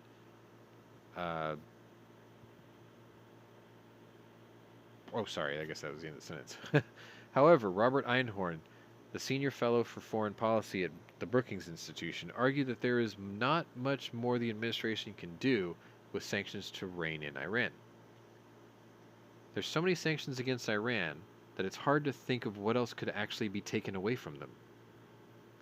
That's a fair statement. Einhorn said that the Biden administration had continued its focus on a return to the Joint Comprehensive Plan of Action, or JCPOA, but argued that the chance of success for a mutually agreeable return to the deal was small, noting that Iran has enriched uranium to the 60% level, and it could just be a matter of days for the country to accumulate weapons-grade uranium. The Biden administration was likely to begin focusing more on a push for security cooperation between Israel and its Arab neighbors that would defend against encroachment by Iran and its proxies. It becomes all the more important that the United States and its regional partners develop a very strong strategy to deter Iran, and I think the Biden administration recognizes that now. While it's seeking to return to the JCPOA, it's hedging its bets and recognizing that even if there is a return, it will be important to deter Iran and their regional proxies from acting in a manner inconsistent with U.S. inputs and priorities. Biden did devote part of his trip to Israel last week, attempting to strengthen the Abraham Accords, a Trump-era effort to bring Israel closer to Bahrain, Morocco, and the UAE, while also trying to enhance cooperation between Israel and Saudi Arabia. However, Phillips argued the administration has not done enough, pointing to its lack of enforcement of sanctions against Iran that are still in place. The administration turned a blind eye to Chinese imports of sanctioned Iranian oil and only recently stepped up its efforts to penalize Chinese refiners for the smuggling middlemen that make big bucks off of owning Iranian oil. But they should have been doing that from day one. I think they really missed the boat by reducing pressure on Iran. He warned that the consequences of failing to confront Iran would be dire, arguing that the country is closer than it has ever been to obtaining a nuclear weapon. To combat that, Phillips argued sanctions alone would not be enough to deter them. Sanctions alone are not going to stop Iran's nuclear program any more than they stopped North Korea's, he says. What would deter Iran is a credible threat of the effective use of force. Phillips argued that while Iran believes the U.S. pays lip service when it comes to military retaliation, they rarely back up words with action. That only increases Iran's bargaining leverage, he argues. Instead, he says that the next time Iran uses one of its proxies to attack U.S. troops or interests in the region, the U.S. should show Iran that it's willing to use force to protect its other interests. They should respond forcefully and just not turn the other cheek, he says. In the Middle East, if you turn the other cheek, many times you'll be hit on the other one that you're not showing. So, in short, does Iran have a nuke? Scott would argue yes. HVS, probably not. Mad Sexy, yes. Me? I don't want to find out. You see, Iran is basically Pandora's box. And this stupid nuclear deal is somebody trying to keep their hand on the lid of Pandora's box closed. And everyone knows how that ends. The box bursts open and all the evil comes out. The difference is, once Iran gets a nuke, it's over. You can't undo it. You can't unnuclearize a country who now has the capabilities to domestically develop nuclear weapons. See, that is the ultimate boys' club in the world. That's why so few nations have nukes. Because once you have one, all the other big players on the table have to talk to you. It becomes the great equalizer, geopolitically speaking. Do you want Iran to come to the negotiating table at the same level of the US, France, England, India, I think? China? Do you want them to be on the same plane? Do you want them to be eye to eye with you geopolitically? Do you want to have a nation as large as ours cater to a nation as physically small as theirs?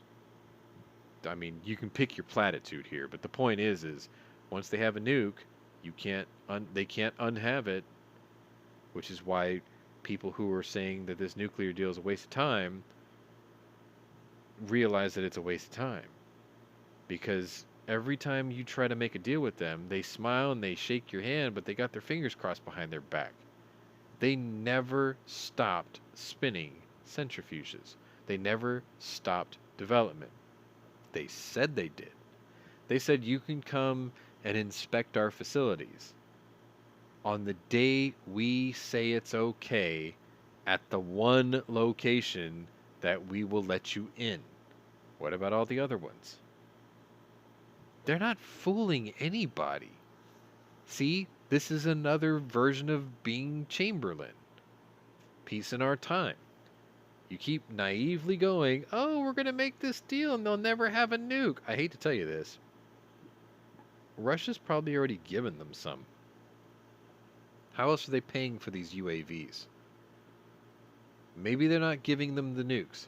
Maybe they're giving them the plans for nukes. Maybe they're giving them the scientists to help them show them how to develop the nukes. Either way, they're not giving these UAVs for free. Not 700 of them. That's a lot of money out there. You want investment in return. Russia's giving them something, and the only thing that they want is a nuclear fist. Anyway, moving on. We are on the last day. Today, Friday, July 22nd, day 149. We made it. If you're still watching, congratulations. You made it. Good news is, these stories are short. Very short. So we'll get through them quickly. The first one I've got for you, if Scott's still awake, is from the UK Defense Ministry, the thing I was telling you about earlier. So here's a photo. I'm going to put up a bigger one so I can read it to you. UK Defense Ministry. Russia uses air defense for ground attacks due to the lack of missiles. You heard it. You heard me correctly. Russia is now using air-to-air defense missiles for ground attacks. They're repurposing them.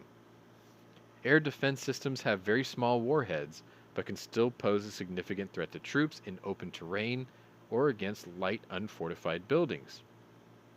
But they're still unlikely to penetrate fortified structures. So, here's the intelligence update you're probably seeing on your screen. I'll read it out loud. In the Donbass, Ukrainian forces continue to repel Russian attempts to assault the Vullersk. Vulhersk.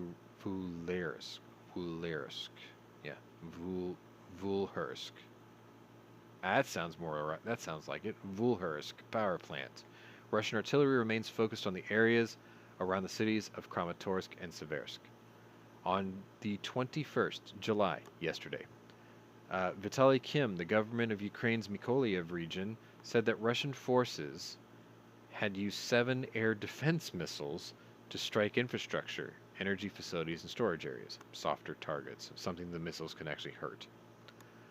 Russia has increased its use of air defense missiles in a secondary ground attack mode because of critical shortages of dedicated ground attack missiles. Russians have almost certainly deployed S-300 and S-400 strategic air defense systems designed to shoot down aircraft and missiles at long ranges near Ukraine from the start of the invasion.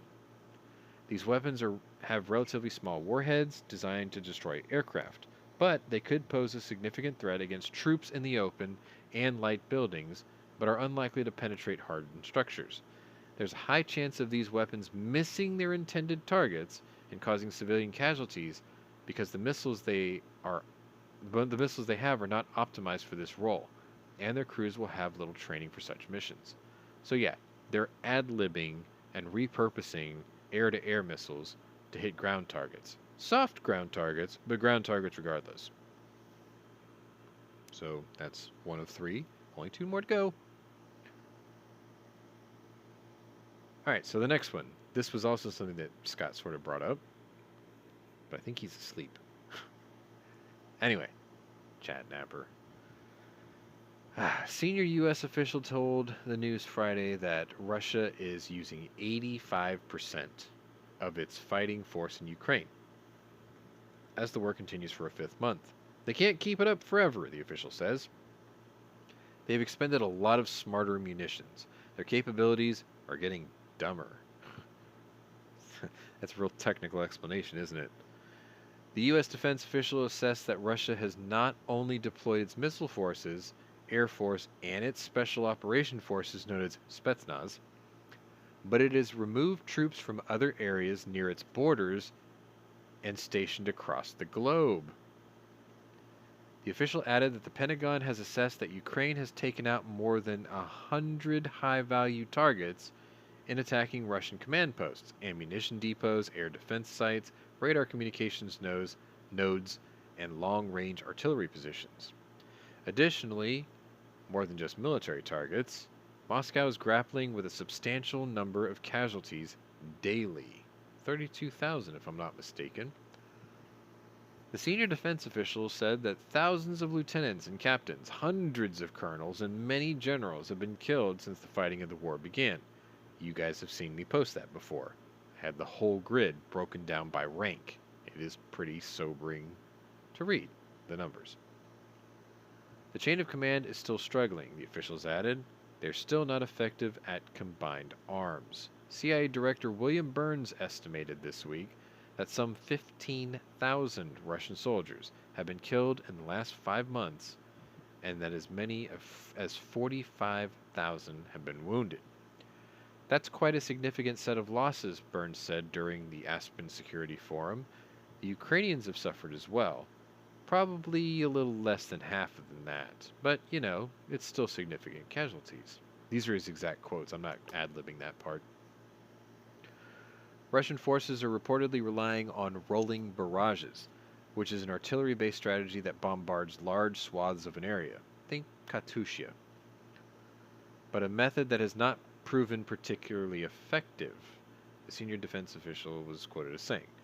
Russia has heavily relied on missile strikes and is believed to be launching tens of thousands of artillery rounds per day. However, Russian forces have yet to be able to take out a single high-mobility artillery rocket system, HIMARS, which allows Ukraine to deploy multiple rocket launches effectively. The official said that at some point they will, quote, get lucky and at least hit one U.S.-supplied system. Defense Secretary Lloyd Austin announced this week new plans to send 4 more HIMARS to aid the Ukrainian forces is expected. Russian troops have largely occupied the eastern regions of Ukraine, but the fight for Donetsk is expected to last through the summer, with Russia achieving slow gains at high costs. Now that's a lot of doom and gloom and war and misery. So what I thought I would do is I would end today's episode with a more positive one. Very surprisingly positive one, and very curious to me. So here's a photo of the event, actually. And what you're going to notice is you're seeing the flags of Turkey, Ukraine, and Russia, and representatives from all 3 nations at the same table. Not staged. 6:10 p.m. Ukrainian local time. So right after I got to work this morning. A deal was signed by Moscow and Kyiv Friday to allow for the safe export of grains and other food products from Ukraine as the world grapples with a mounting food crisis.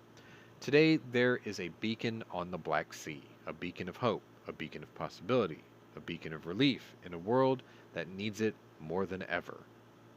UN Secretary General Antonio Guterres told reporters. The question has not been what is good for one side or the other. The focus has been on what matters the most for the people of the world, he continues. And let there be no doubt, this is an agreement for the world. Officials from Russia, Ukraine, Turkey, and the UN sealed an agreement so that merchant ships can transport shipments through the Black Sea amid Russia's deadly war in Ukraine. Ladies and gentlemen, this agreement did not come easy, the UN chief says. Guterres did not detail the exact agreement, but said that 3 Russian ports, Odessa, Chernomorsk, and Yuzhny, will be opened in the Black Sea to allow for significant volumes of food exports. Preliminary talks suggested Russian President Putin would agree to a ceasefire to allow Ukrainian naval vessels to escort the merchant ships. The Ukrainian naval vessels would be tasked with sweeping the waters for explosive mines, precaution made necessary after roughly 400 mines were launched in the Black Sea by Russian forces earlier this year. Moscow has also accused Kyiv of launching its own mines. Turkey, which has been instrumental in hosting the export negotiations, would be responsible for, and the most vulnerable people, or sorry, I didn't read that right. Turkey, which has been instrumental in hosting the export negotiations, would be responsible for inspecting all ships to appease Russian concerns regarding arms smuggling.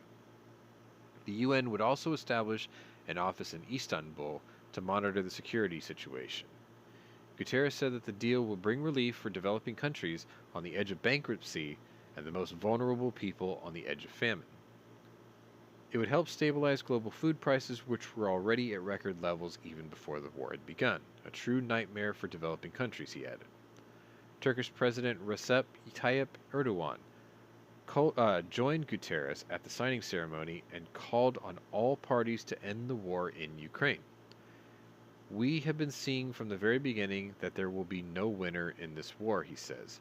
Not only the parties, but the entire world suffers. Erdogan says that it is his sincerest hope that the treaty signed Friday will signal a turning point in this war. The war will finally end at the negotiating table, he added, in a call to Kyiv and Moscow to re-enter diplomatic talks. Victoria Nuland, U.S. Undersecretary for Political Affairs at the State Department, welcomed the news, but said that this came together because I think Russia ultimately felt the hot breath of global opprobrium. Opprobrium? I've never heard that word before. I'm going to put it in the chat. Maybe one of you can tell me what it means. Opprobrium. There, that word. I don't know what that means. Speaking at the Aspen Security Forum in Colorado Friday, she said it is now incumbent on Russia to actually implement this deal. So, Turkey brokers a deal with the UN, Russia, and Ukraine to allow grain exports out of the country, with Ukrainian military ships escorting the cargo ships through mined waters.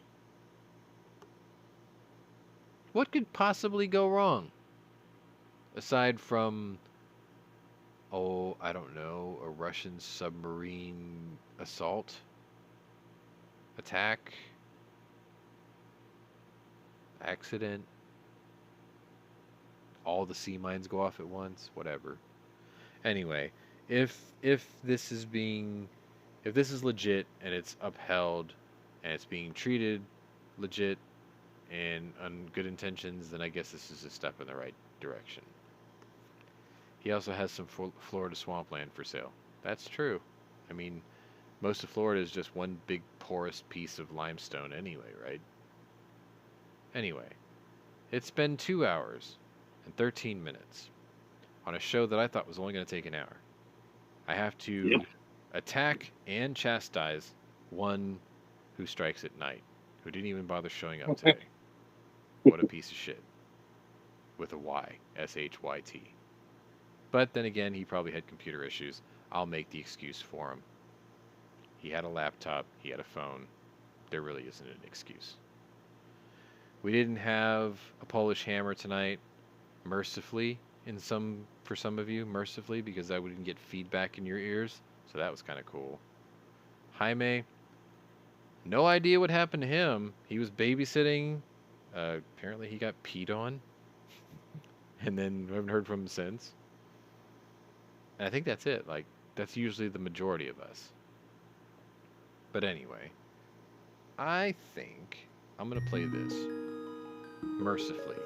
Because Scott's probably just going, Jesus Christ, I need to go to bed. So do I, actually. But I'm going to thank you all for watching. And I'm going to encourage you to maybe tell other people that I do this. And maybe hit the like button. And maybe share it. And maybe subscribe to my channel if you haven't yet. But anyway, I would also encourage you to maybe check out my other playlists and see if my other interests might be of interest to you. Because I do gun things. I do game things. I do car things. I'm going to do car things tomorrow. Anyway, this was the War Room. This was day 149. And we'll be back next week with more War Room. Slava Ukraini. And good night.